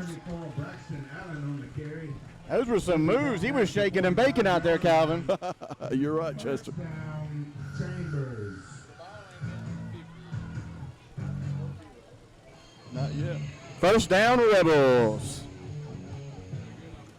Spotter just reminded me of something, but hadn't happened yet, so we'll try to talk about it later. Allen's under center, 2 in the backfield. Hands off to Braxton Allen again. Across the 50, over to the 45, down to about the 43-yard line. And so far, this is Allen's drive. A while ago, we had Tarver. Yep. Now Allen's the workhorse. Down, Chambers. Looks like a short spot on that, but they gave us to the 44. That's all right. We'll let Peyton Allen and the offense work with it. He brings him to the line. Allen's under to the other side. Allen's under center. Gives it right up the middle to number 21, Gavin Kite, for a nice little run. Freshman Gavin Kite. He's down inside the 35 to the 33-yard line. You notice he's carrying that ball with both hands. He wasn't going to let it get away that time. Chambers. That's freshman Gavin Kite. Something to look forward to in this program. He's a solid runner starting out there at freshman. First down, Rebels. Peyton takes a snap up the middle to number 21. 21, Gavin Kite again. 21, Gavin Kite. Around the left end, he'll be down to the 30-yard line. Play picks up 4 yards, second down and 6. Best part about this drive, it's on the ground, and that clock's just a running. Allen brings the offense to the line. He's under center. Gavin's in the backfield again. Takes the handoff to the right side. Holds onto the ball. Falls forward for about a 4-yard gain. Gets pretty close. He's down about the 25-yard line. First down yardage. As he's brought down at the 25-yard line. Brings up 3rd and 2. I think you're right, Calvin. This is Gavin Kite's series right here, and he's showing a workhorse that he is. Young, strong man, dedicated to the game. Brings a lot of attention and power to the running back position. Let's see if he can top this off right here with this 3rd down and 3 conversion. Oh, they go with Braxton Allen to the left and over to about the 21-yard line. Number 34. Yeah, I think you got it. Takes the ball down inside the 25 to the 21-yard line. I think he had to get the 22, so he got the 21. There we go. Here we go. It's official, 1st down, Rebels. Clock's running. Be under a minute left in the 3rd quarter when this snap's taken.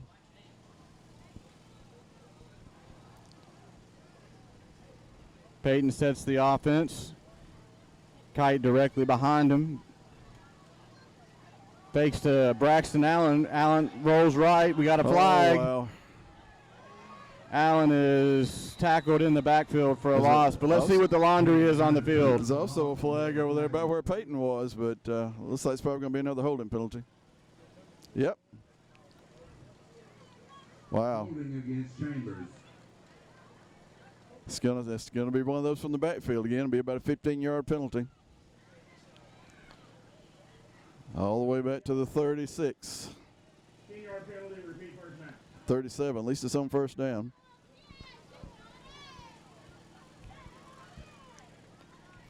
Line to gains the 11, and they're on the 37, so it's 1st and 26. We probably have a couple plays for that. 1st down, 24, Chambers. Moose says 24. We'll go with that. Yeah. Peyton takes a snap, hands off on the inside to number 23. There he goes. There he goes. Rafe Daniel down to about the 21-yard line. It's like where they're going to spot him. Number 23, Rafe Daniel on the carry. Don't know what's going on with 72 Connor Gregory, but he keeps complaining that something's happening to him. Don't know what it is, but he keeps throwing up his hands and looking at the officials. Connor Gregory, number 72. Peyton brings the offense to the line. We've got 2 wideouts far left. Now we got a flag on the field. That's got to be offense. Let's see what the officials have to say. Formation problem. Legal substitution on the offense. 5-yard penalty. Wow. Ladies and gentlemen, this is not poor officiating. It's just a situation where they hadn't worked all the kinks out yet. That'll back him up 5 yards. 2nd down and 15. We'll typically see these in the first games, but Peyton Allen brings the offense to the line. 2 spread out far to the left. Hands off to there he goes. Number 34. Hit the corner. Braxton Allen out to about the 13. 12. It's going to be really close. To the 14. And an official's worst nightmare. The quarter ends on the 11, and they got to walk all the way to the other end, Chester. Academy Rebels 21. The Lee Scott Warriors 7. 2 long drives in the 3rd quarter.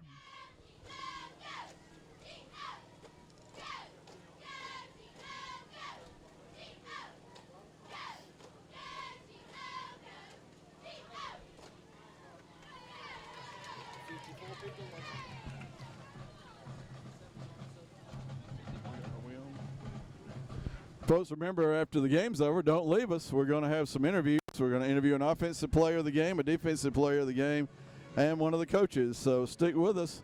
Take us a few minutes to get them out of the locker room, but while we're waiting on them, we'll talk about the game and talk about what's coming up next week. So stick with us on Chambers Rebel Sports Live. I think that's Chambers Academy Sports Live, actually. Forgive me. Stay with us where you are right here, and we'll have some more stuff for you.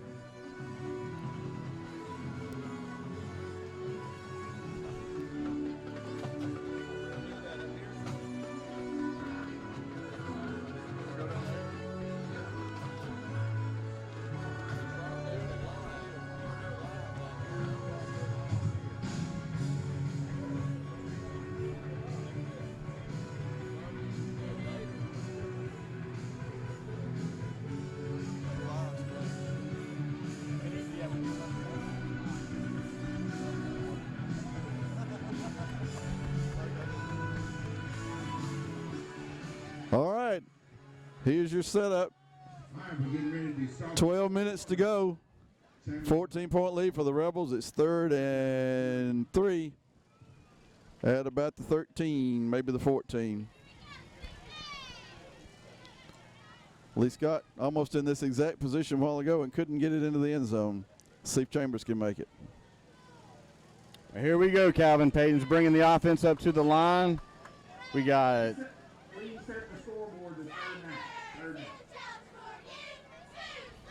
in the backfield, we got Gavin Kite lined up behind Peyton Allen.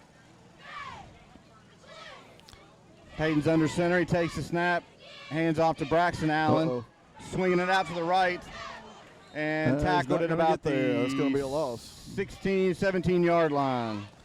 Rode him out too far, and he couldn't cut the corner. Well, at the 17-yard line. That'll be a 34-yard field goal. Don't know what Coach Allen's thinking about.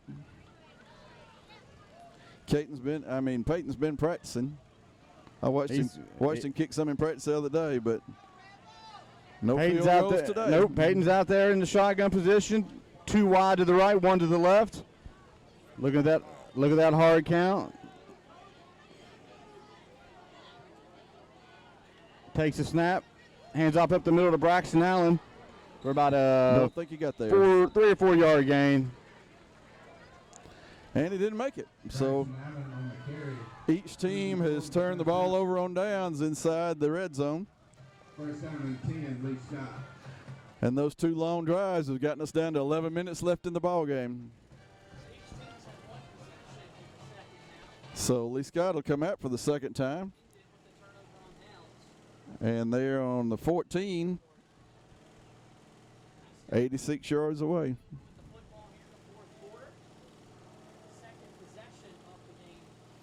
Got to play smart defense, make them burn clock like we did a while ago. Let's see if this defensive line here can hold the aggressive play calling of the Lee Scott Warriors. Quarterback takes the snap, hands off. Tried that little inside switcheroo there to number 5. Yeah, I don't know what Garrett Keller. Don't know what you call that, but we sniffed it out that time anyway. Yes, sir. He's brought down on the play by number 35, Darden. Brings up second down and 9 for the Lee Scott Warriors. Quarterback's under center. Takes the snap. Hands off to the running back. Swings it out to the right. Strips the ball, number 21.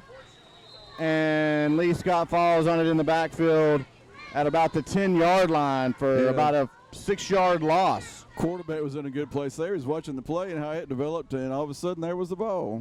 Right place, the right time, Calvin. Big third down for the defense here.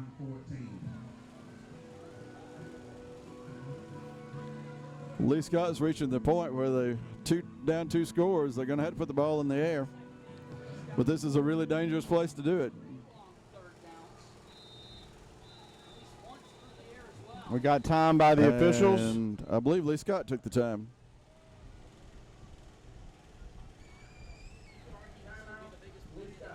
All right. 1 timeout gone for them. Under 10 minutes to go. Pretty big play here. Coach Allen is probably talking to his kids. Keep the ball in front of you and hold the line. Give up a couple yards, get it down into 4th down, so they have to punt, and then let us come back down with a long, methodical drive and run that clock out of here and get out with a victory. Boiled peanut, snow cones, lemonade, and some good cold sweet tea.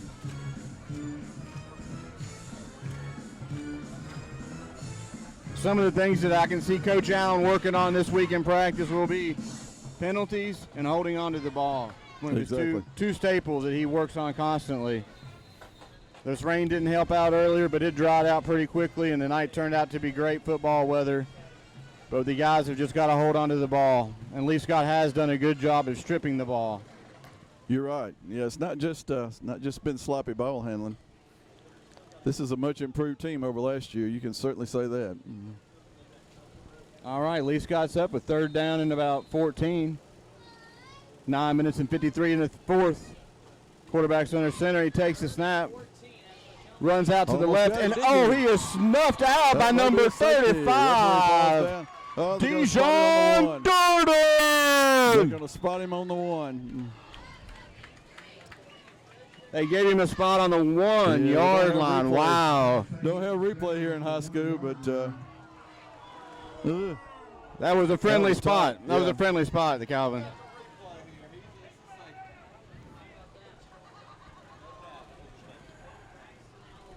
well, pretty tough place to punt from. We got to get all the right number of folks on the field here. Yeah, Lee Scott is pinned all the way back in the back of their end zone. Good thing his clock's running. Gets the kick off out to about the 40-yard line. Lets it roll. Gonna Chambers let it lets it roll. Lets it die at the 43-yard line. Chambers will take over there. First down and 10 with 8:57 left in the fourth. And that running clock there, that play started with 9:53. And now there's 8:57. That whole sequence took 1 minute off the clock. So that's what you want at this point. Ball's going to be marked at the 43-yard line after the Lee Scott punt. First down, Chambers.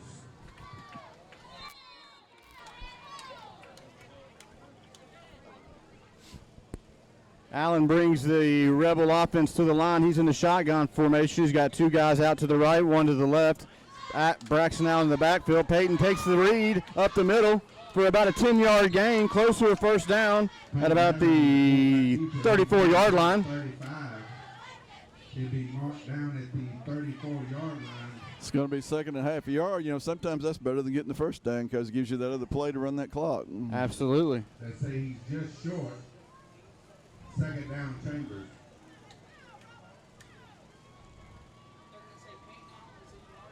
Second down and short for Peyton Allen in the offense.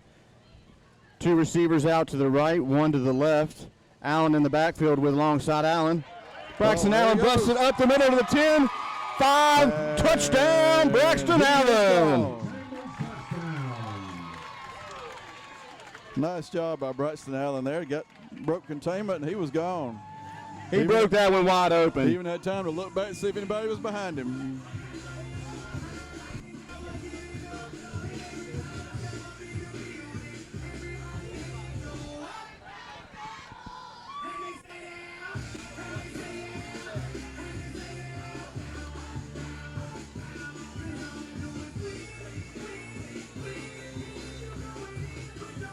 You're going to go for two. The Rebels are lining up for two. And they're in the honey mustard formation. With Dijon in the backfield alongside Braxton Allen. Hands off to There he Darden to goes. the right side. He gets cut under. But he still got in there. He's still in for the conversion. Handoff goes to number 35, Dijon Darden, and he's in for the two-point conversion. Well, you know, Chester, you do it till they stop you. That's right. And I think you're right. 7 to go in the fourth quarter. It's your Chambers Academy Rebels 29, Lee Scott 7. Let's take a moment here. We got a guy down Florida down on the field. for Lee Scott.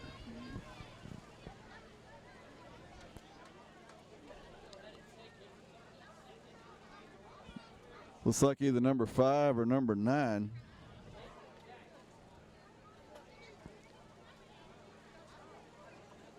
Coach Jackson out there checking him too. Coach Jackson is a licensed paramedic. In addition to being our defensive coordinator, so it's always handy to have Kyle around.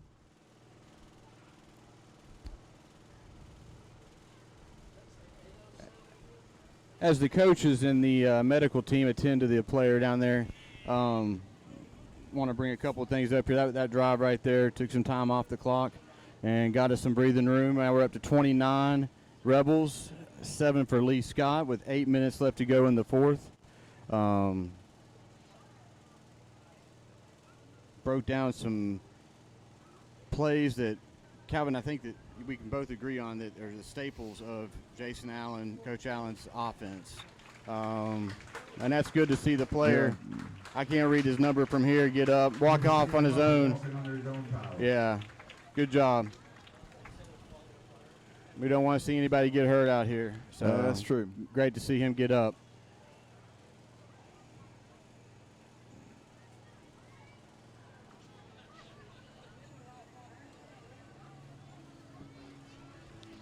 Rebels will tee it up and kick it off. After the game, if you see some trash in your area, please help pick it up and find us a trash can. Make it a whole lot easier to clean up the stands after the game, y'all. Thank you.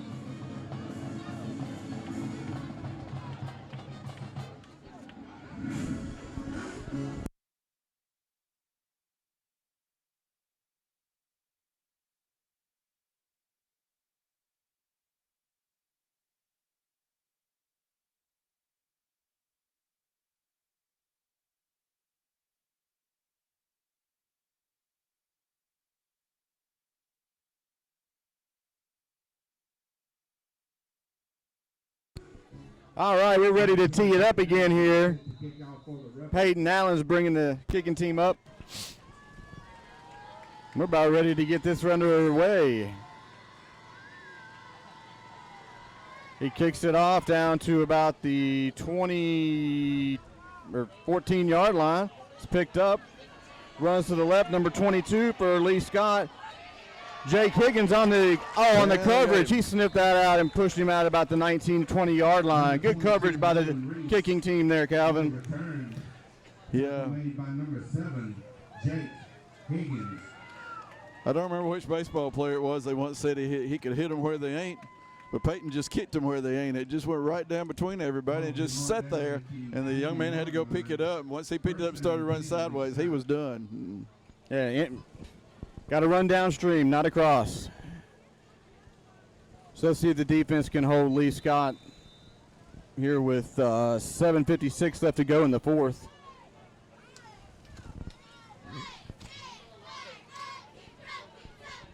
They still look like they're full of energy and they're ready to hold.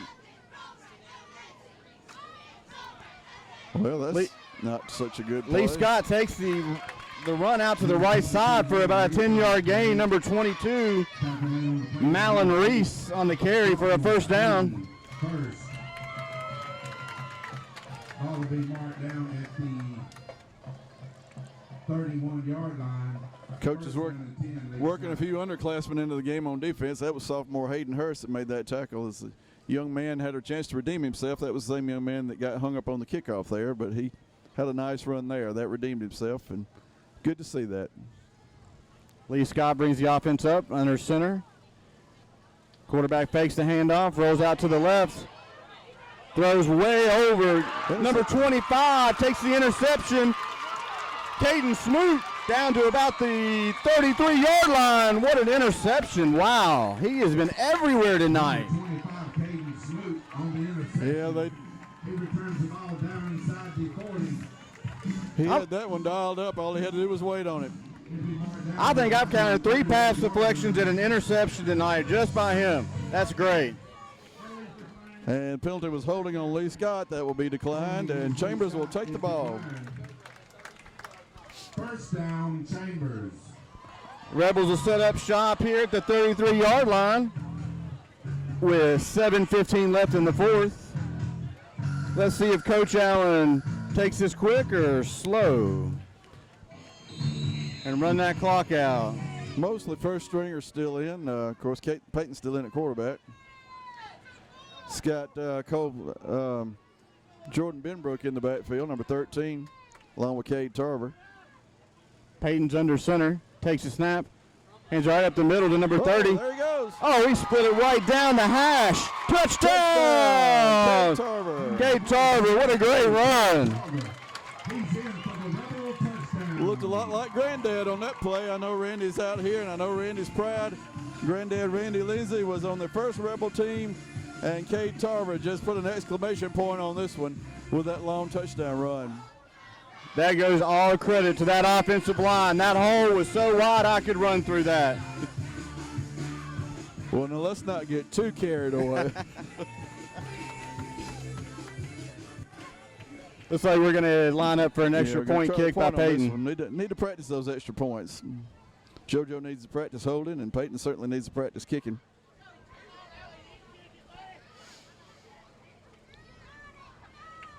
Good snap, good hold.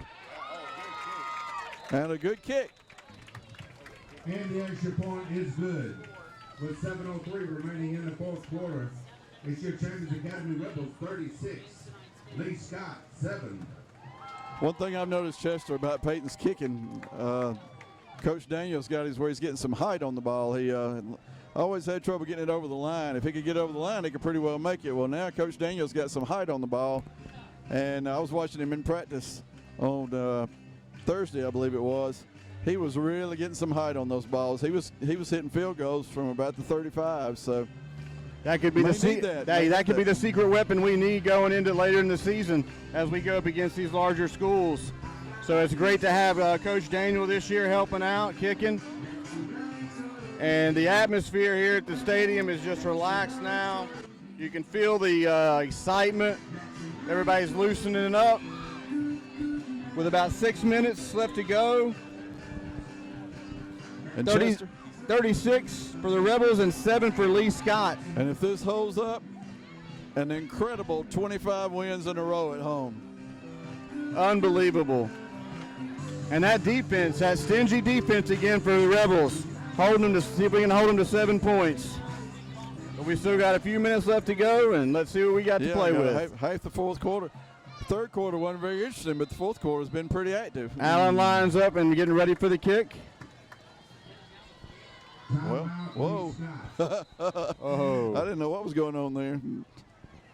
Looked like the Keystone Cops for a minute. Kind of unusual to call a timeout on a kickoff. I don't know what they saw. But maybe not enough men on the field. I don't know. They saw something we didn't see, but they're down to one timeout now. You would have thought if they didn't have enough on the field. They're going to put the heat timeout on top of this timeout. So we'll have a little time to talk. Let's talk about Coach Allen.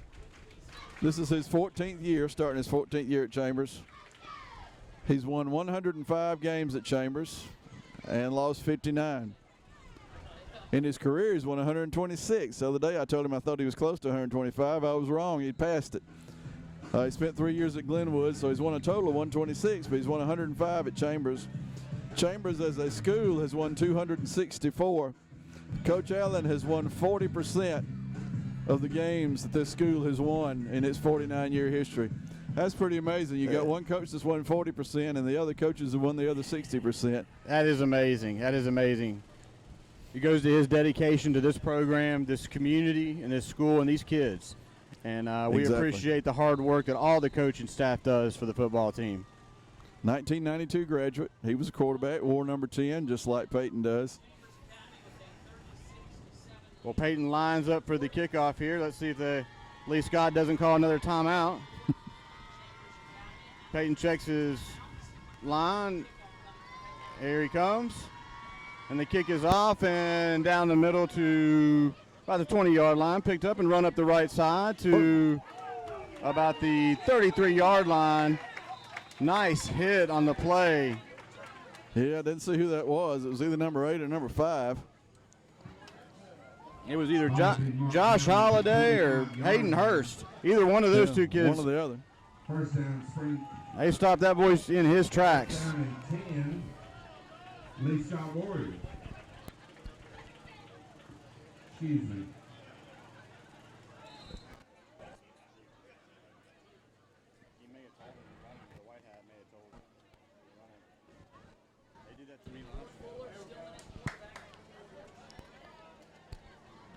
About 4.5 minutes left in the ball game. Lee Scott sets up. Quarterback's under center. One wide receiver to the left. Takes a snap. Hands off up the middle. Number 7 for about a 5-yard gain. Make it it's gonna be second down at 5. The clock is rolling with 4 minutes and 18 seconds left to go. Play pick up 5 yards. Set it down at 5. Lee Scott. It's like Coach Allen is subbing in some players, keeping some of the seniors fresh and letting some of the underclassmen get some playing time.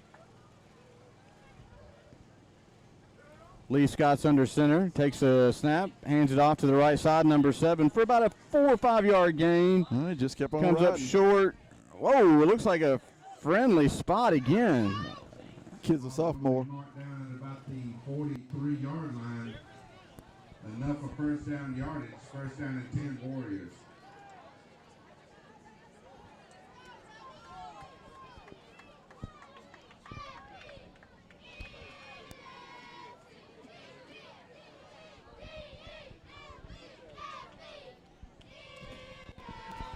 Setting up our players of the game while we see a little more offense out of Lee Scott.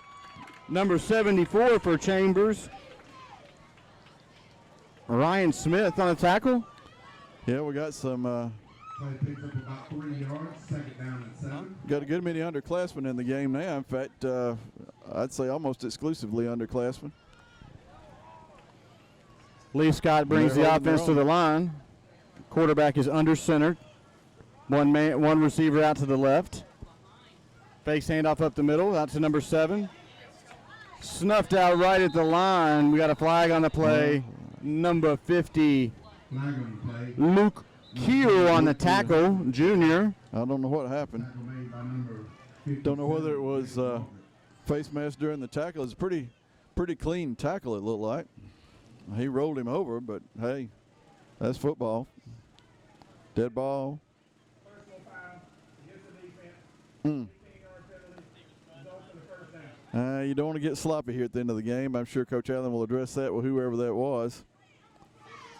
Unfortunate penalty is going to give Lee Scott a first down. Personal foul call against Chambers. After the march off, the ball will be marked down at the 37-yard line. First down and 10 Warriors. First down and 10 for the Lee Scott Warriors at the 37. Quarterback's under center. Takes the snap, hands off to number 24 for about a 3-yard gain to the left-hand side. Tackled by a host of Rebels. Leading off number 21, Gavin Kite. 2 yards on the play. And this is only Lee Scott's third trip across the 50.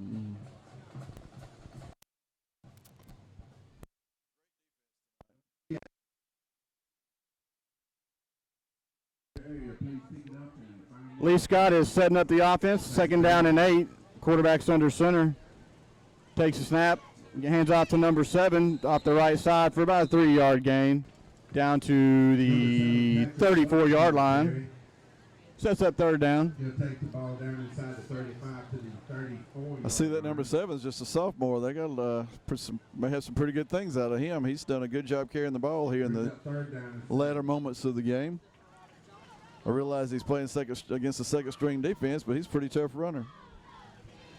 A little over a minute left, Chester. Looks like we may be able to wrap this one up. Lee Scott takes the snap, hands off to number 7 off the right side again for a short gain. That defensive line snuffed that one out for little gain at all. It's going to bring up fourth down and a minute to go. Number 7, Patrick Butch on the carry again. He'll be marked down at the 31-yard line, bring up fourth down and 4. We are now under a minute here at Torbert Field in Lafayette, Alabama. All right, don't forget, let's pick up trash in our areas, please.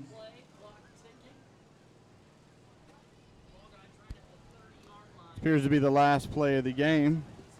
Lee Scott's Well, on a certainly fourth will be down. if they don't make it.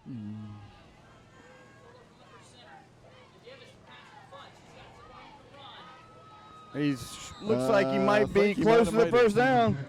Yep, made the first down. They gave him the first down. 5-yard line. But they are not stopping the clock under the 40-second clock rule. And as the clock winds down, So we got 5, 4, that's gonna be Yeah. all and that's folks. it. Great way to start 2019, Chester. Calvin, this has been a great experience. Final score. And what a great game it was. Your final score, Chambers 36, Lee Scott 7. Chambers wins the first half 21-7, second half 15-0. 3 touchdowns in the first half, 2 in the second.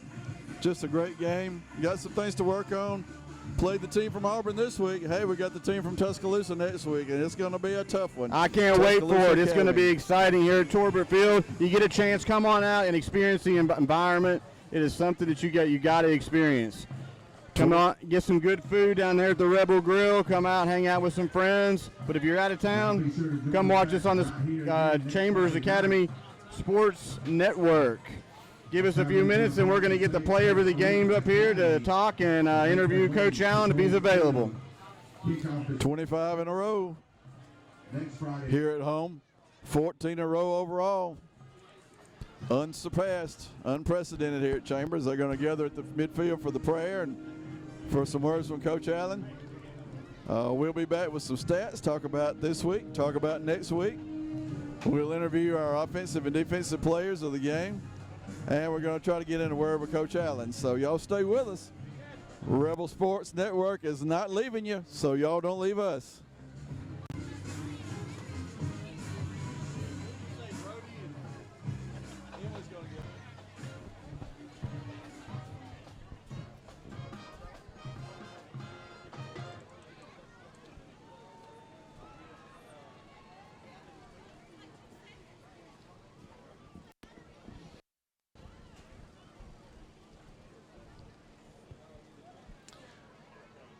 Again, your final score is Chambers 36, Lee Scott 7 as the Rebels start off the year with a win, big win. Lee Scott a much improved team over last year, and you could see that from the first series of the game. Rebel defense is going to be just as tough as it has been. You could see that the entire game. It's just a big win. Chambers now has won 10 all time against Lee Scott, and Lee Scott's won 14 in the series. That was Coach Allen's 106th victory here at Chambers. Chambers' 265th victory overall over 49 seasons.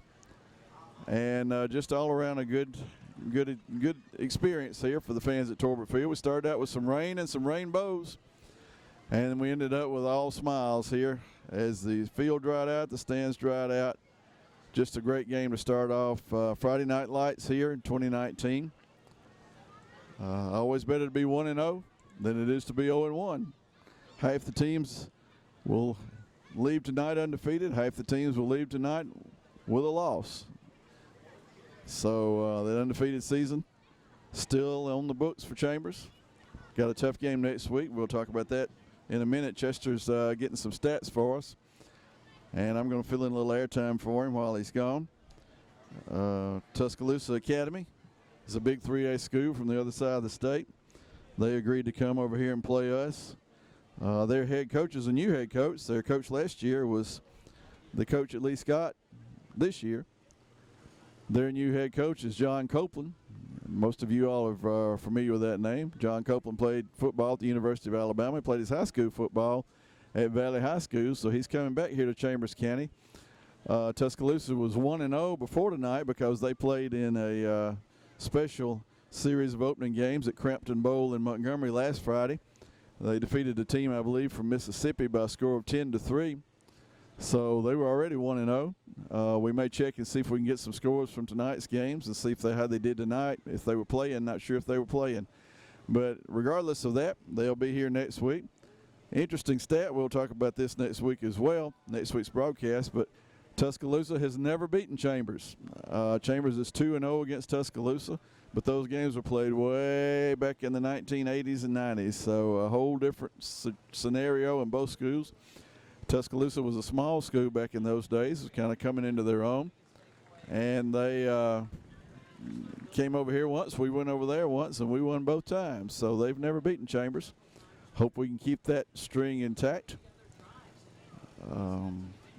But they'll be over here. We'll be on the air next week like we were this week, about 6:45, in time for the coin toss, national anthem, prayer, and all the festivities that you enjoy if you were here with us. And then we'll see the Rebels take on the Knights from Tuscaloosa Academy as Coach John Copeland brings his version of the Tuscaloosa Knights to Lafayette, Alabama, come home to Chambers County to try to pick up a win for his program.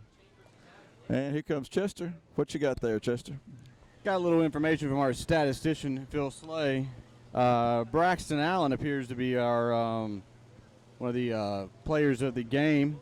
Got 6 tackles on defense, and on offense he had 19 carries for over 162 yards. Wow. Some other highlights there was Dijon Darden. He had 7 tackles and 1 sack. It was close to a safety. Defense overall played quite well.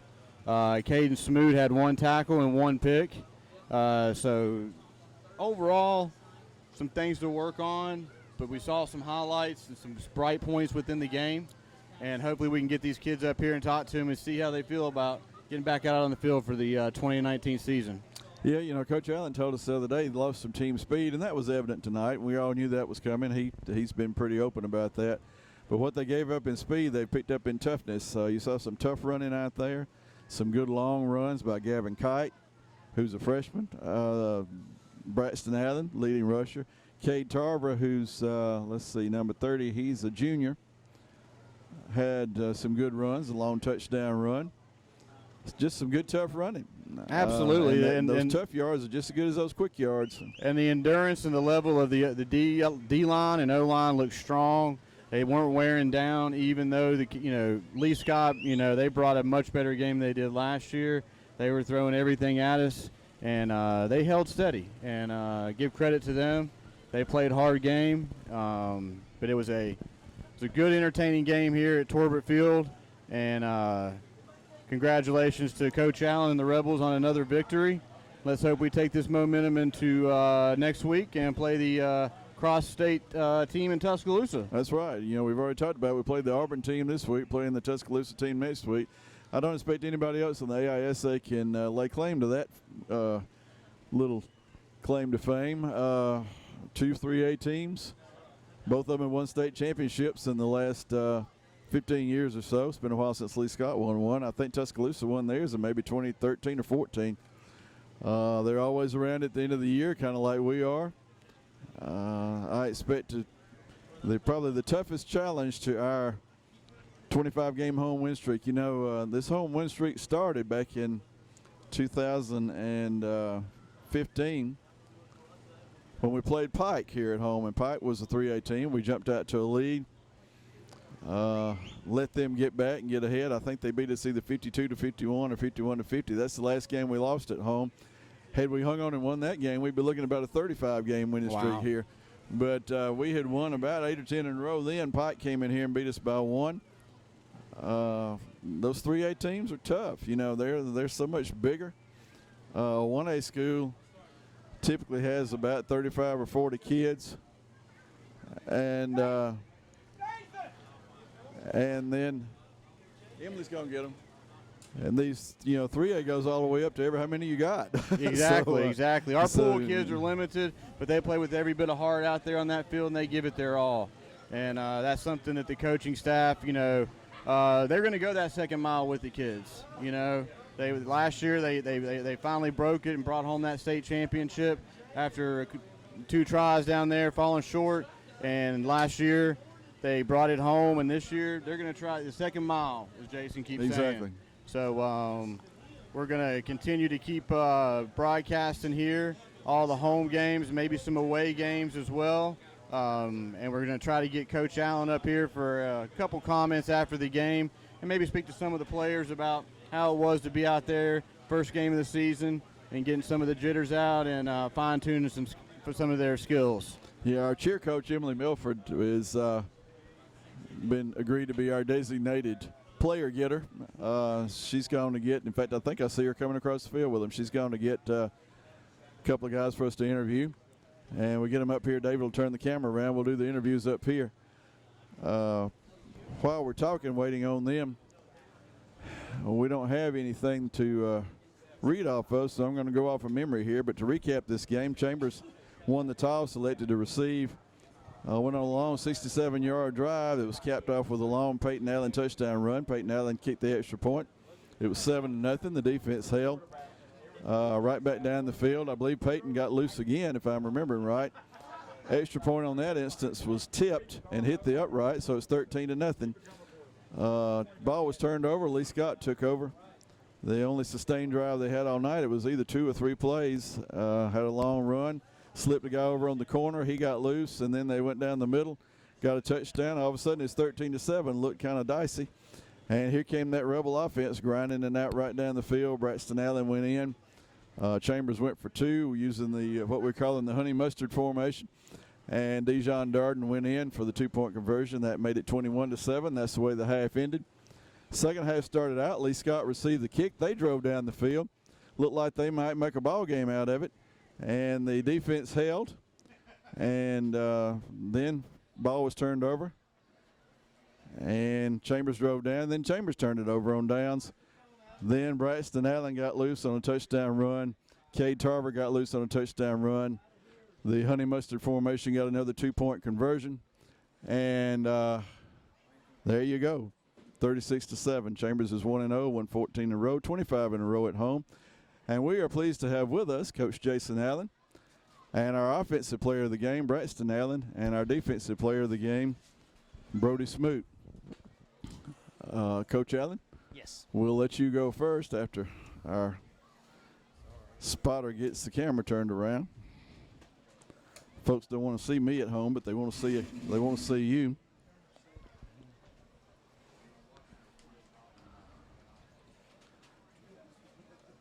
Tell me when you're ready there, Scoop.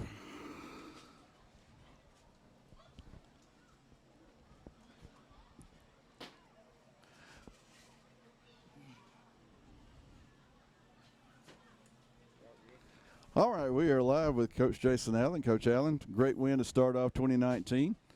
14 in a row now. Thank you. Tell us what you think about it. Anytime you win, it's a good night. You know, I was proud of the way our kids competed. We did not play very well. We didn't play a very clean game. Turned the ball over entirely too many times in the first half, and I thought that really kept the game tighter than it was. And then the penalties, those two things really stick out to me. But, you know, our kids played really hard, and I thought we played excellent defensively except for one drive there where they slipped a back out down the seam. But our guys, you know, it's a process. You're not going to just pick up and be playing lights out first game of the year. And our guys this means a lot to them, and we'll get those things corrected. We'll fix the ball security issues, and we'll fix the penalty issues. Yeah, if I remember right, you had 4 turnovers in the first half, but 0 in the second half, and had some great time-consuming drives there. One of them didn't end too well, lost it on downs, but the others had a couple of quick hits and then had some ball control drives. One of the big things to me that I noticed, they had a long drive to start the second half, and then we stopped them. So they used a half a quarter and got nothing out of it. Yeah, they really controlled the clock the first of that third quarter. I was kind of disappointed that we couldn't get off the field defensively.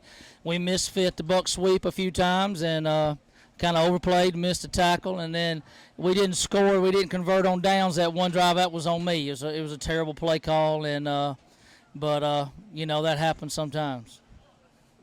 Coach, we were talking, this is your 106th victory here at Chambers and 127 overall career-wise. You've been in a lot of these contests with Lee Scott. The first one you ever coached was with Lee Scott. You remember that one? I do, 1998 at their place. Bobby Sanford was the head coach, and we lost by 2.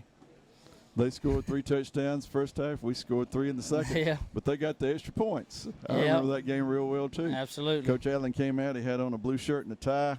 Came back out at halftime. He'd lost that tie. Hadn't worn it since. And that team, I think, reeled off, 8 victories in a row before they lost again. Had a great year. That was a great year, but it's been a great run. And we're not ready for it to end, are we? Absolutely not. You know, I'm just really proud of the way our kids compete every time we step between the lines. I thought we had a great environment here tonight. A lot of people showed up despite the bad weather early. And I thought both schools played hard. I thought Lee Scott's much improved football team. Coach Johnson's got those kids playing hard, and they really hung in there in that first half, and I know they felt good about their chances there after halftime. So I applaud him and what he's doing there at Lee Scott. Yeah, definitely much improved. We talked about that a lot. That you know, they only crossed midfield I think 3 times, but you could still see a lot more intensity, a lot more get up and go. Definitely that. Kind of glad we got them this early in the season. They're gonna be something to handle before the season's over with. Yeah. All right, Coach. Well, tell us about next week, and then we'll talk to these 2 guys that we are going to recognize for their efforts in the ball game. Yeah, we got Tuscaloosa Academy coming in next week. I saw them last week. They're a really good football team. They got a lot of athletes, and we're going to have our hands full. If we turn it over 3 times, we may be out of it by halftime if we turn it over 3 times in the first half. So we gotta get those things corrected, but I fully expect our kids to do that. we'll get better, and that won't happen. We'll have a great turnout next week. I know our people will come, and just really excited. These first 4 games at home, it's a exciting time of year, and just really looking to see how much our kids improve between now and next week. I don't think I've ever seen a Jason Allen team that didn't make its biggest improvements between game 1 and game 2. So I hope you're right, Coach. I hope you're right, Calvin, because we need to. Good job, Coach. Thank you. Come on over here, Brody. Our defensive player of the game is going to be Brody Smoot, number 16. Y'all heard his name called out a whole lot tonight. There are 2 Smoot brothers out there. Both of them made good plays on defense, but I think probably Lee Scott thought there were 4 or 5 Smoot brothers out there the way they were playing. Brody had 1 sack tonight, 5 tackles, and 2 pass deflections. His brother had an interception. So, how you feel about the way things went, Brody? Played good defensively. We just gotta just keep moving on, focus on Tuscaloosa, because they're gonna be a different horse next week. And we played good and all, but just gotta take the W and move on. Now, I've known your family a long time. They've always been big Alabama fans. Something tells me next week with that Tuscaloosa team, they're not going to be so happy about that. Yeah, yes, sir. Not going to be pulling for Tuscaloosa next week. No, sir. No, sir. Not on that one. Brody's really a fun young man to watch play. Every time he makes a good play, he's always got some kind of hand signal. Sometimes it's X. Sometimes I saw a couple more tonight. Yes, sir. Yes, sir. I got a bunch in my replica. Okay, well, we're looking forward to seeing that. What was the toughest part about tonight's game? What surprised you that you didn't see coming? Well, last year, Lee Scott, they just really didn't give up a fight last year. This year, they came out a little different. They came for us like they wanted to beat us, and kind of caught some of us off guard and unexpected. But we were able to bounce back and get some plays and key drives going. There you go. Great game. Looking forward to seeing you keep it up next week with Tuscaloosa. And there, our offensive player of the game. Thanks, Brody. Our offensive player of the game is number 34, Braxton Allen.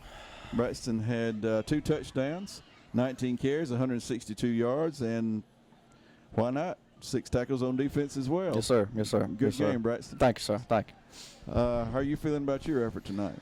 Oh, I reckon I did all right. I mean, it's just them penalties and then turning it over 3 times, it just kill you and it'll wear you out, and just You're right. But we all, as a team, we didn't get down. We just said, hey, we know what we can do.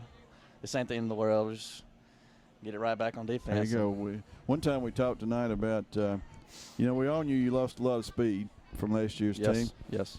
But we believe we replaced speed in the running game with toughness, because y'all got some really tough yards out there. Y'all were taking hits and bouncing off those hits and gaining those extra yards after tackle, and really mostly protecting the ball. Yeah, you got those fumbles, but you can work on that. All right. Feel pretty good about this effort? Yes, sir. Yes, sir. Like I said, we'll clean up all that, all them turnovers and penalties and fumbling and all that. We'll get it straight, and we're just gonna get better every week. That's what it's about. If you don't get better every week, then you don't get to play those 13 games, do you? That's right. Exactly right. You're a senior, so we want to win. We want to play those 13 games. Absolutely. Good deal. All right, we had a great game tonight, Braxton. We're proud to sponsor you as our offensive player of the game tonight. Thank you. Feel like we'll probably be seeing you again up here after some of these other games. Let's go out and get that big win next week and keep that winning streak going. Yes, sir. Yes, sir. See ya. Thank you. All right, Chester, come on over here and let's wind this thing up. All right, guys, that was a great game. Great effort by everybody. Lee Scott, just like as Braxton said, they brought a game ready to play compared to last year to come after him. The Rebels, they just kept chugging along and persevering through the penalties and the fumbles. And Coach Allen's going to clean that up, as well as the rest of the coaching staff. And next week's going to be a big game with Tuscaloosa Academy coming here to Lafayette. It's going to be a big game. Come on out, support the Rebels here at Torbert Field. We got a great grill. We got a great atmosphere all around together here. And it's a pleasure calling this game with you tonight, Calvin. Looking forward to it. Looking forward to a great season, and maybe we'll see you on the road somewhere. Thanks again, folks, and have a great evening. And we are signing off tonight with tonight's broadcast. We hope you enjoyed it. We're going to keep this up. And Chester and I are pledged to you that we'll get better every week, just like those Rebels are going to do. If not, we'll get Coach Allen to get on to us. But we're going to do better. get better. We'll work better together. We hope you've enjoyed tonight. We hope you've enjoyed and will enjoy the Chambers Academy Live Sports Network. And as a great former announcer said, our time is up, and we thank you for yours. Good night.